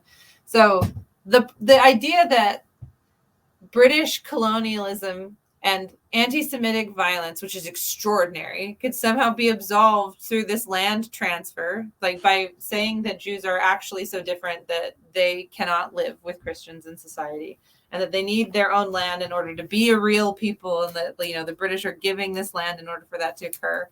The whole thing's sus and bad. I mean, even when you look at the population of Israel, last time I checked, it's about 61% non-Ashkenazi. And that includes Sephardic Jews of non-European descent. That includes Mizrahi Jews. That includes Ethiopian Jews, B'nai Israel. It includes also Palestinians with Israeli citizenship, which there's not many. Israeli Arabs, etc. I put all those categories together. But the way we talk about this is actually really important, because why did that happen? I mean, one of the things is what the British did actually caused tensions in the region, which actually caused massive resettlements of Arab Jewish communities into one area, into Israel itself. It actually didn't just happen. It wasn't like, the second largest Jewish population in the world, which, the first one was in Poland and the second one was in Egypt, just decided one day that they didn't like their 2,000-year history of coexisting with Egyptian Muslims and Christians overnight. Like, there was a very specific unraveling by the British of the Ottoman Empire that created the context for that to happen. Now, my way of challenging the way we talk about this and I think makes a lot of people uncomfortable, because my first thing is you have to end the apartheid. Two, you have to deal with the fact that this was set up under Bismarckian notions of national identity and funneled through a British settler conception of law. That is the origins of the way Zionism understood itself, even in its labor Zionist, anti-religious mode in the 19th and early 20th century. That you have to somehow undo all that, without also pretending that you can just magically wave a wand and make everything that's happened since 1930 go away. And honestly, if you, with the exception of a very understandably angry subset of the Palestinian population, Palestinians completely know that more than we do. Like, and I say that not just from like popular opinion polls. I know that anecdote is not data, to use although I don't know what fucking is data if I really want to be completely honest. And a lot of people seem totally willing to accept ethnography, and what as if ethnography is not just structured anecdote, but whatever. but talking to Palestinians, which I had a lot of occasion to do when I lived in Egypt, it was very clear to me that that we were using a situation in a very, in a way that actually justified structures that themselves have been created under the auspices of international law. And by international law, we pretty much mean British imperial law as administered by the UN, to be slightly fairer.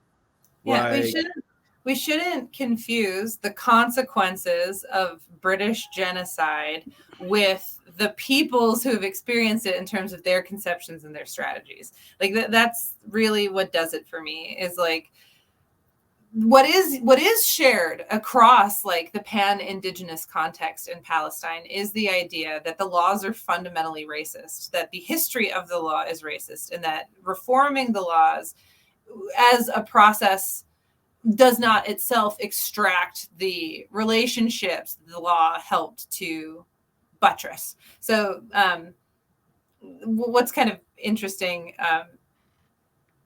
the Constitution for the state of Alabama is used in constitutional law courses like across the planet. It is a sprawling and horrific document. Very recently, they actually just took out a lot of racist language. They actually went through and like it has so many amendments that they actually had to go through like clause by clause to make sure that it didn't have the clearly anti-Black rhetoric in it. And it's funny, like the way that the constitutional lawyers were talking about it, it's like, this is a gargantuan task. It's taken us quite some time. We're not done. There's still quite a lot that needs to be corrected. But like it, that does, like, changing the language does not itself fundamentally change the inappropriate flow of materials and relationships and opportunities. And I think that there is a legitimate rejection within these communities to think that appealing through law, through reform, that is the ethical way to handle the fact that you are experiencing an ethnic cleansing, that there is somehow like a dignified way to engage with the law that fails to recognize any equality or any potential for like mutual recognition. I think about that a lot, actually. Like, so by rejecting the law, you reject your ability to engage in a humane way. Now you are an animal, and anything can be done to you. This is the genocidal project as it exists with colonial expansion, like starting really, really early on with like the Assyrian Empire. But it's amazing the extent to which we fall back on arguments about law, about arguments about right, and what isn't addressed in this is like what could be done in terms of meeting the Palestinians metabolically, economically, socially. Like how can people who have experienced this much violence reorganize and move forward with people that haven't acknowledged their humanity in the past? These are questions to be like, how are Ukrainians and Russians going to interact with each other moving forward after the like indisputable ethnic cleansing that's been done by Russians? This is a very similar question that we have here. Like that we can say these are the steps. Like we need to acknowledge their legitimacy as people. We need to respond in a humanitarian way. We cannot dictate how people who experience genocide will feel about others afterwards, and if they will come to this like moment of recognition, reciprocity, generosity, like the idea, like, so never again means something very different for different Jews, and that's something that we have to tease out. There isn't this universal subject that comes from these horrifying experiences or from moving through them either. So I don't know, like, I don't know what it will take actually to heal people in this way. I certainly don't think that grouping people's struggles together outside of the desire, like giving solidarity, showing that you have empathy or concern or compassion, like these are all good things. But when your compassion reduces the complexity of a person's situation and also dictates what steps they could take in your mind to ethically come out of it and come to the other side and resolve this, it's not for us to say. It's not for us to dictate and from our comfort what people like who are experiencing genocide should do. And that it's the telling people what the right play is side of this that gets really confusing for me. I like in seeking to understand things, I don't feel like I've ever gotten to a position where I could tell people what to do about responding to like a strategic ethnic cleansing. But it seems like people have a lot of advice for what is the most appropriate way for Palestinians to move forward. And they have a lot of historical analogies that are often fallacious. Comparing it to Haiti, for example, won't really help you because the black population of Haiti was the majority population. Comparing it to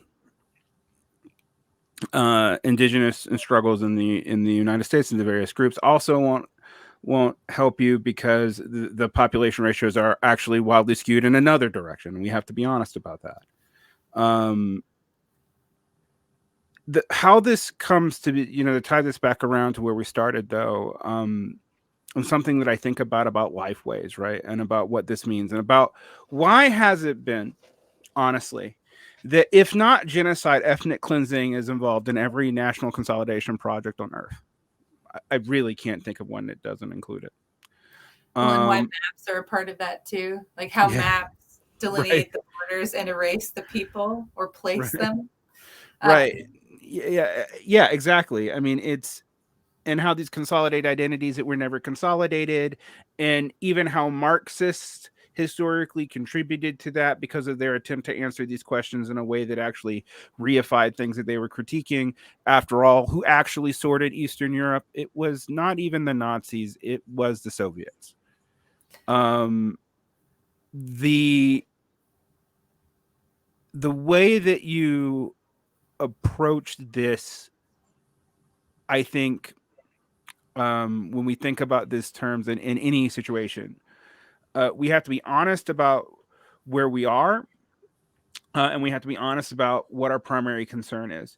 My primary concern when it comes to Palestinians is that the apartheid be ended, and that people have a way to integrate. And I have in the back of my question in my head the question that haunts me about this, and I'll just state it outright. I wasn't expecting to talk about Israel Palestine today. I actually tend to avoid this topic, but it needs to be talked about in relationship to all this because it is very much related. Is that on one hand, how do you live with a people who you view as coming from outside correctly, who are also in some larger ancient way of the same, broadly speaking, holotype group as you? It came from at one point a similar culture to yours, and yet has been by a third party given the right to your land. And what makes it a little different than the settler colonial conditions of the Americas is that this was created by Jewish force off of European context, and it is a European colonial project, but for peoples who quote didn't have a homeland. The problem to me seems like, well, why couldn't Europe actually accept? And they go, well, how would the Jews ever trust us again? All right. Now, I will say the third and fourth largest Jewish communities now are in Europe, so we just look at that. But I say the same thing in regards to the Palestinians. Is like, well, on one hand, I realize that either the two-state solution or, God forbid, what would actually been the optimal solution, a one-state solution that did not try to play one population against the other and completely disrupt their lifeways. Nonetheless, that the reason why the Israeli state is such a problem for liberals in particular is it actually it shows a fundamental problem in the Enlightenment way of thinking that is both particular and universal at the same time in all of its claims, and in a way that there's always going to be groups who are excluded from. There's always going to be groups who are going to be cleansed from. Like if that's your framework, that's what's going to happen. And it happened in Europe too. And it wasn't just towards Jews or Romani. I mean, it was even towards like different kinds of Christians, different forms of a language. It wasn't like France was automatically going to be a unified French culture. And the reason why we always use France and Britain as our examples for this, even Marxist, is because for reasons of history and geography, they consolidated into nations first. The question that I have to say, though, is how do you deal with the people who don't want to belong? And how do you deal with people who have been nearly wiped out, but also say, well, you kind of have to live together. All right. People do overcome this all the time. I mean, historically, it's something that the healing between two groups who had previously tried to completely wipe each other out is, I'm not going to say a common thing in history, but it is a thing which has to happen because both groups have to survive. Like, and more than survive, there are measures of health that come from collaboration and cooperation and from solving problems. Like catharsis is real and it has a weight. And I think that the problem specifically with Israel is that their national rhetoric leans into the idea that other places are so hostile to Jews that Israel is the only safe place for Jews to be. A country that is like given weapons by anti-Semitic countries that also say that this is not a safe place for you, so you have to go here, that surround them by enemies and then also like leverage that fear and anxiety against those other forces, like, you know, the relationship between the US and Iran and Israel as a launching pad for those kinds of conflicts. Like the whole dynamic, it fails to see all of the ways in which diasporic Jews have lived everywhere and thrived and embedded themselves and said, I don't want to leave. And so that's the other thing is like, homeland means something very different for other people. Sometimes it actually means the land. Sometimes it means the places. And especially it means that when all of your family has been killed and the memories that you have of them in that place are the only thing that really anchor you to it. But there's also something to be said for the idea that like all of these places that we've lived have had tons of human conflict on them and life keeps happening. People's like children keep getting born and they need to be provisioned. Like we need to take care of them and plan for the future. And at a certain point, there is a way that people kind of like reorient around what needs to be done to grow, to move forward. You can only maintain conflict for so long. It might pop back up again, but like there's a duration like that things can really last before they start to break down. I see like even in the history of like Jewish pogroms and in what is happening with Palestinians now, all of these instances in which people assert their humanity and assert it like not in alignment with a specific religion or a specific land, but like with their humanity, the fact that we all have to live here, we all have to live on this planet. So if we take the idea of destroying others, and by others I don't just mean other humans but other species, off the table in terms of us asserting our national boundaries and the kind of limits of our technologies, everything, like all of the questions, like how do we live with each other? How do we manage energy in a way that feels equitable? How do we give people the space that we need to reduce conflict? How do we allow for conflict in structured ways that allow people to blow off steam before things culminate in conflict. Like these are social technologies that require an extraordinary amount of cognitive energy to invest in. And so when we start making like how do we do this, like it is an investment. It will take a lot of energy. A lot of people will have to focus on answering these kinds of questions. And it won't be easy or comfortable either. I mean, that needs to be clearly stated. Like, it's not like the reason why I end up with the questions like how did Jews trust Europeans again, but then how do Palestinians trust Israelis? If your answer, and I say this to other leftists, is just roll history back to some pre-imperial state, you're not serious. You're just not serious. Like, there is no way to do that. So then the question must be, how do we end this apartheid now? How do you start allowing these people to live?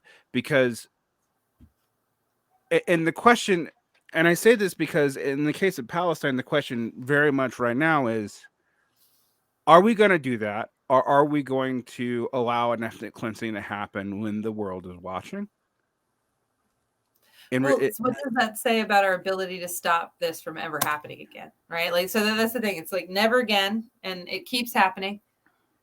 Never again has not meant much to me. I mean, it seems to me that the answer that say from Ben Gurion forward, the answer for a lot of the Israeli leadership, and I'm not going to say all Israelis because I know that's not true, but the Israeli leadership has been never again us. Yeah, that's what it's meant. And by us, I'm not even sure it means all Jews. Like, there's a lot of ethnic tension even within Jews, and a lot of colorism and other problems. There's also just like, so that's the thing. It's like there is no monolithic Judaism, and Zionism is clearly not representative of global Judaism. And you're neither ethnically nor religiously homogeneous at all. I mean, and in the case of Judaism, like with Islam, actually, it's somewhat similar. Other other than the weird odd man out of the Abrahamic traditions, Christianity, because of all the, frankly, Neoplatonism in it. But eating people. That's the thing. Like, people in Antioch, and they kind of ruined their reputation with everybody else. So yeah. But also when your main religious rite is literally metaphorically eating not just eating people, eating the person that is God. It can put people off. Yeah. And then you imagine everybody else is secretly actually eating your babies. It tends not to go so. I mean, yeah, there's reasons why people don't trust you, but it also is. It's that the way in which Europe, post-Roman Europe handled ethnicity and universality and Christendom eventually leads to the. It's my thesis that whiteness, as we understand it, comes out of the incoherence of the dual claims to a particular ethnicity and to Christendom, and as Christendom shrank, well, we got to have something, right? Yeah, this is so initiating people into that element of whiteness, like the colonial expansion side of things, that like you become white by basically becoming the military force that's so anxious that others are penetrating you and polluting you that you have to push them out. The idea even of the Eucharist, like you're eating God so that he purifies all the sin out of your body. You have to take in the white thing to get all the dirty out. Like all of those weird, like those weird concepts in the medieval period that helped like influence the formation of whiteness later on.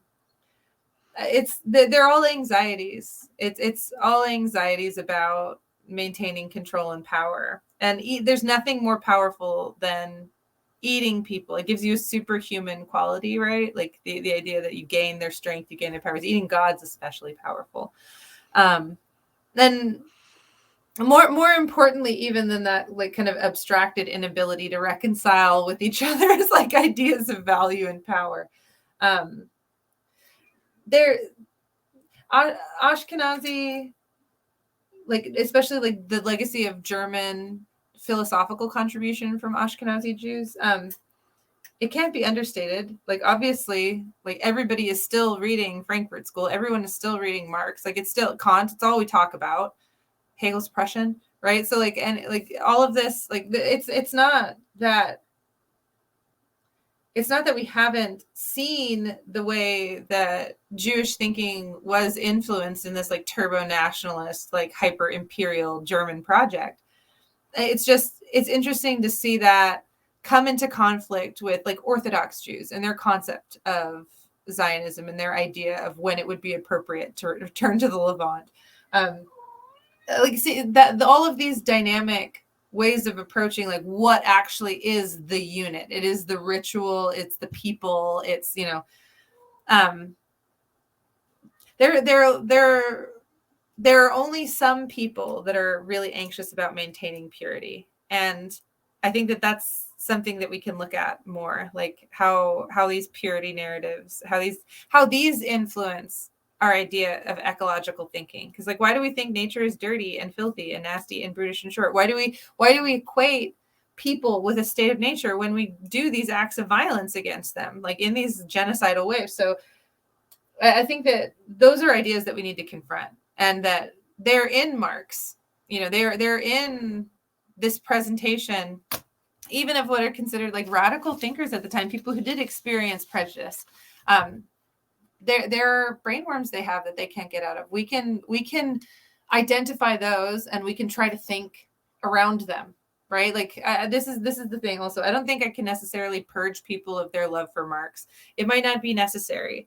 I also don't know to what extent like any of his writing about ecology can be carried into the future. The ecological extraction dynamics are escalated to a point at which like nothing he writes about metabolism is relevant to the flows of the world now. All 2 paragraphs of it. Yeah, and so that's the thing. It's like, you know, John Bellamy Foster and Saito, I understand what they like about Marx, what they're trying to reclaim. There isn't a degrowth communism in Marx. In fact, there's the exact opposite. There's the ideal of industrial progression. The metabolic limits are a restraint on the revolutionary potential. Like that's the focus on that. It's not let's restore these relationships and figure out like safer and more stable dynamics. There is like, he goes into Lewis Henry Morgan's work, and he does like acknowledge indigenous people through the like lens of Lewis Henry Morgan acknowledging indigenous people. They both, you know, clearly came with racist ideas, but like, so that's the thing, is like Marx does have some ideas that people could interact with environments differently and be healthy, but that's not enough for him. It's like that isn't what shapes his later discussions of like interest or like how we can consolidate all of these like financial instruments in order to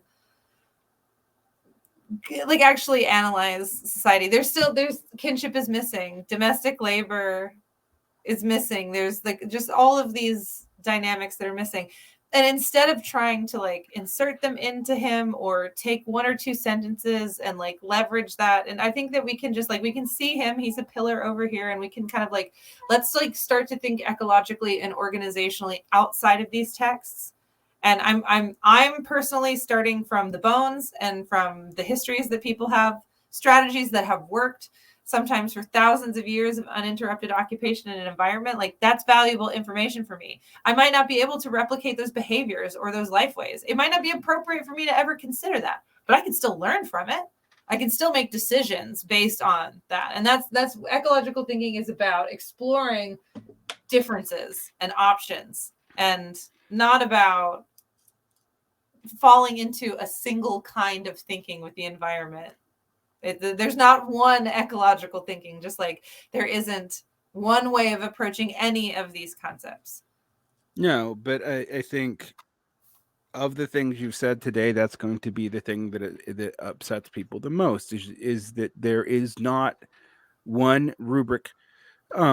I talk about this in terms of ethics, right? Like, I'm a virtue ethicist. The reason why I'm a virtue ethicist isn't because virtue ethics is necessarily more coherent. It's not. It's that any attempt I've seen to reduce human treatment to a singular rubric or question has been a disaster. And virtue ethics at least says from its get-go that you can't do that. Like, doesn't actually give you a whole lot else to work with, actually, if I'm completely honest.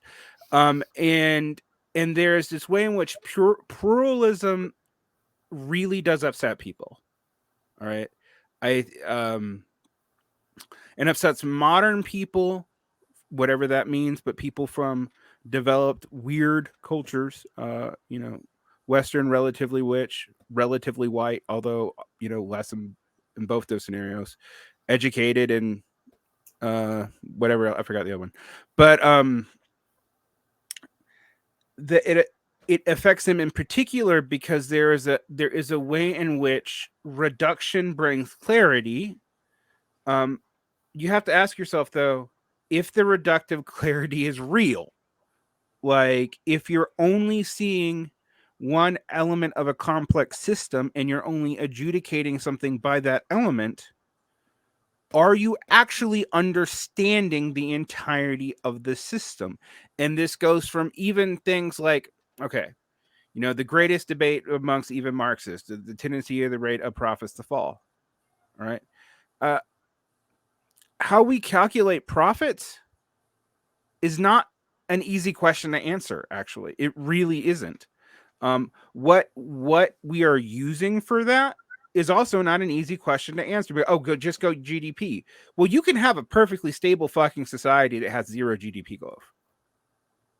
It just doesn't. It doesn't have life and death in all of the flows, and that's like, I always talk about metabolism, and it's because there is, like, living things require energy in order to function. Nothing is just like, magically poofed into an environment fully formed and able to articulate and make its decisions without that kind of investment either. So like, my beef with economics, and I need to delve into this further and articulate it more completely, but metabolic realities, ecological processes, how they're priced and what it actually costs to extract them, and in many cases to disrupt them so that they are no longer accessible after a certain period of acquisition. Like, all of these things, there's a metabolic transfer that is radically undervalued within the monetary system, and maybe very intentionally not, accounted for in many cases. It's something that we need to consolidate. It's something that we actually need to discuss. And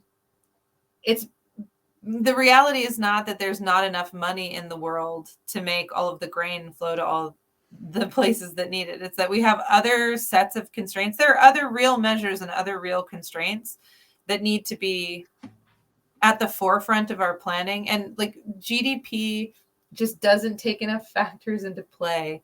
It doesn't recognize that growth in the finance sector is related to a loss of biodiversity potential and resilience in other sectors. So but it's not a direct transfer. I think that's the thing. There isn't a measure through which you are going to be able to take metabolism, fix economics, and then correct economics so that everything that we do is suddenly sustainable and better and just. That's the other thing. Is like, economics is a way of talking about power. There are people with power that are acting it out irrationally on the surface of the planet. They've priced the cost of our lives and of ecosystems and are moving forward knowing that there will be loss. So like, the issue isn't that by being rational and by appropriately like bringing into consolidation the concept of profit and the concept of value and metabolism, like that's not that's not going to be the thing that fixes us, but we can, by looking at metabolism and looking at what it takes to build healthy people,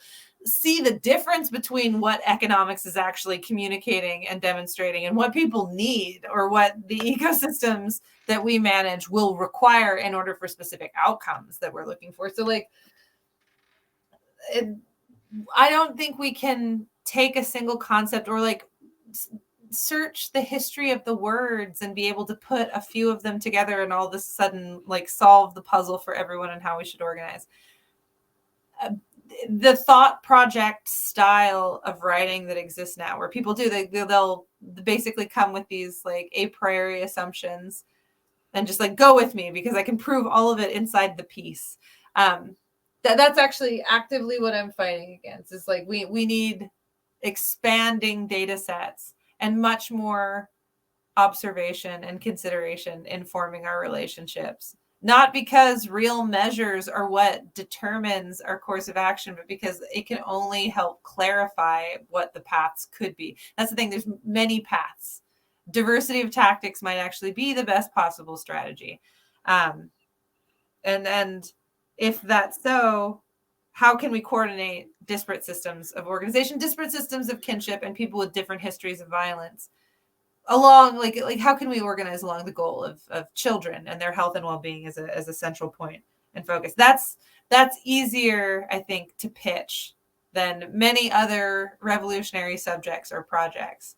But it's also it's not as thrilling as what you can do as an armchair revolutionary, sending Twitter troops out to do the good work. So it's eyes on children.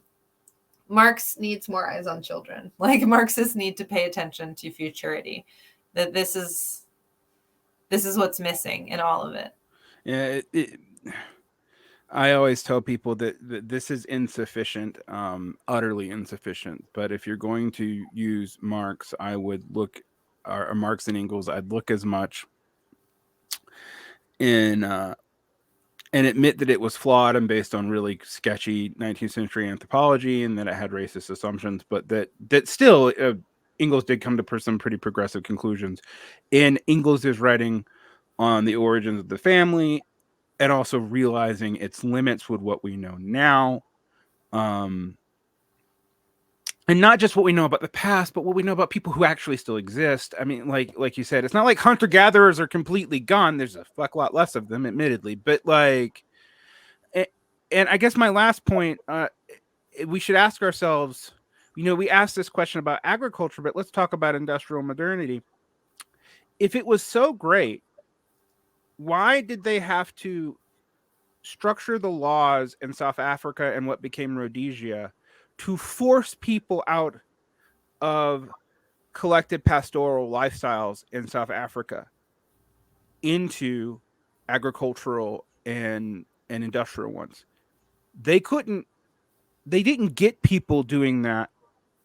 They didn't even get people doing that by forcing them. They had to literally completely change inheritance structures and whatnot to make it so that people had to stay in this relationship. Sedentary settlement being imposed on you. I think that's far more common than the idea that people choose to take on those subsistence patterns. There's significant evidence for that.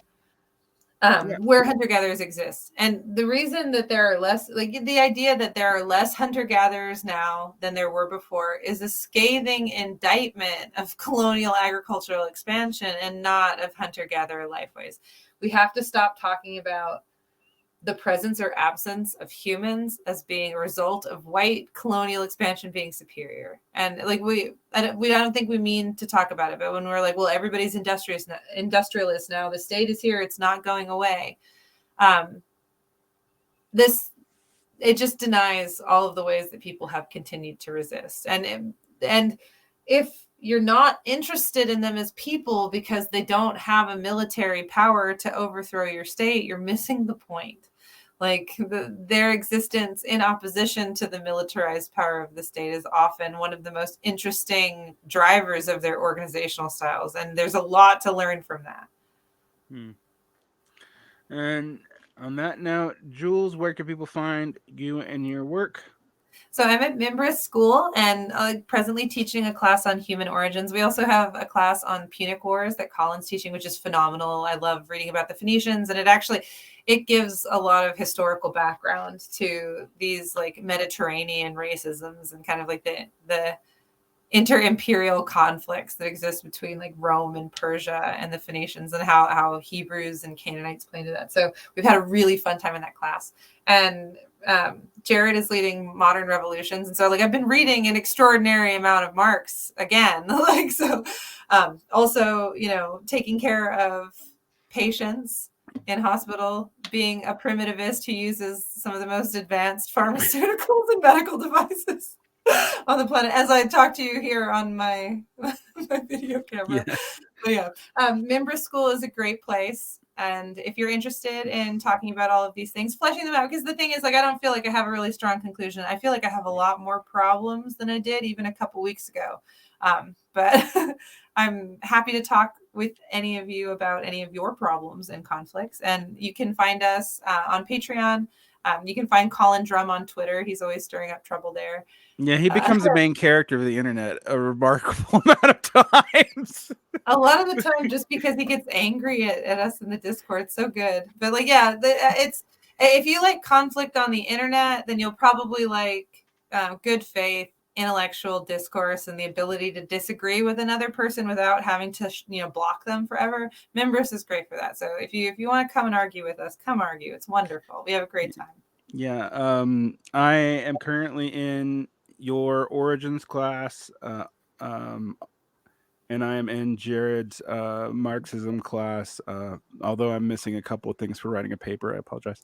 But the level of discourse has been actually really helpful, and particularly on things that people think are settled, that when you actually are keeping up with what is unfortunately often extremely paywalled and elite conversations that that shouldn't be hidden from you, you realize how, even if you're educated on the topic, which I am, I was like, I didn't know that about this debate having shifted in the last 15 years. And this is a good place to discover that, as opposed to only talking about concepts from the 19th century. Arguing with Marxists about theorists from the 1970s, when it's like, we've done other things, guys. Obviously, all of you went to undergrad and then read blogs from people who went to undergrad and just got stuck, but whatever. Well, so that's the thing. We find a lot of new material. I am constantly looking for things that contradict what I've already learned. So like that, like I have a very adversarial approach just to my own research and my own studies. But everybody is coming from so many different backgrounds and also pulls materials from so many different places. Like if you've argued about something over and over again and you bring it to the Discord and members, you'll have a new argument. I can guarantee that it'll be a novel approach to something that you've already argued about, or at least you'll find allies, better enemies, any of that stuff. It's all good. Yeah, most of your enemies on Twitter are bad. Just gonna put that out there. My human origins class has been really satisfying for me, because it's been me like ruthlessly criticizing all of the people that I previously had to be so generous to and talk about how much I loved their book. So like it's interesting, because we're talking about hominid evolution and we're coming from the science perspective, but this is something that heavily influences the humanities in ways that they're not even aware of. So it's fun to be able to actually like bring this out and actually have these kind of conflicts in a healthy way, where we get to the bottom of it instead of all of the restrained social veneer that comes with everything. Like it's not a good setting for people to actually think about things deeply. We may not be right, but we absolutely think about things deeply. And I think that I actually am right, like very often. So come find out. All right. And I would tell people to check it out. I am also, I guess I discovered that I had a title now, which was funny. Yeah. You have honor among thieves. I have been, our chieftain Drum has decided that I am a scholar, so I guess I should put that on my resume. I refuse to acknowledge that Colin has any authority over me whatsoever. He constantly asserts it, and this is an interesting thing. This is, you know, sovereignty asserts itself, and you can always just go like, just move slightly to the side and see what happens. But no, like, it's been very good sharpening teeth with him in that way. But yeah, I'm not entirely sure why you're a scholar, but it's a good role to have. That's the thing, is like, you can come in and that you can watch the classes. You don't have to keep up with the reading. If you have stuff that like happens in your life, that's okay. It's best if you're able to do all the reading and stay with everything, like especially if you're particularly focused on the scholarship that we're working on. But the whole point is that you can learn at your own pace. You're an adult learner. You don't need us to do cop stuff and to like, grade you with a red pen, but we can give you things to think about and things to argue with and opportunities to bring more material to our tables and make them better and more bountiful. Like, it's the collaborative quality of everything. And you really bring a lot to the table that way. But that's the thing, is like, there's so many different ways to be a scholar. And I just got Colin to agree to doing poetry and novels. So like, even though they said, people were worried he had made it illegal at Members, it's not the case. His anti-reading by the way, people interpreting his stuff about book worship as anti-reading was really hilarious, because like, no, he's just saying you shouldn't just trust a book because it's a fucking book. That's all he's saying. Like, and you definitely shouldn't trust a book just because it's a book. The reason that Member School exists is because Colin and I have been competitively reading against each other for years. It's like we actually read the books. Like, I think that's like the biggest thing. Sometimes sometimes it makes us angry. Sometimes reading isn't like this like joyful endeavor. And I think that's reading for pleasure. I haven't heard that name in years.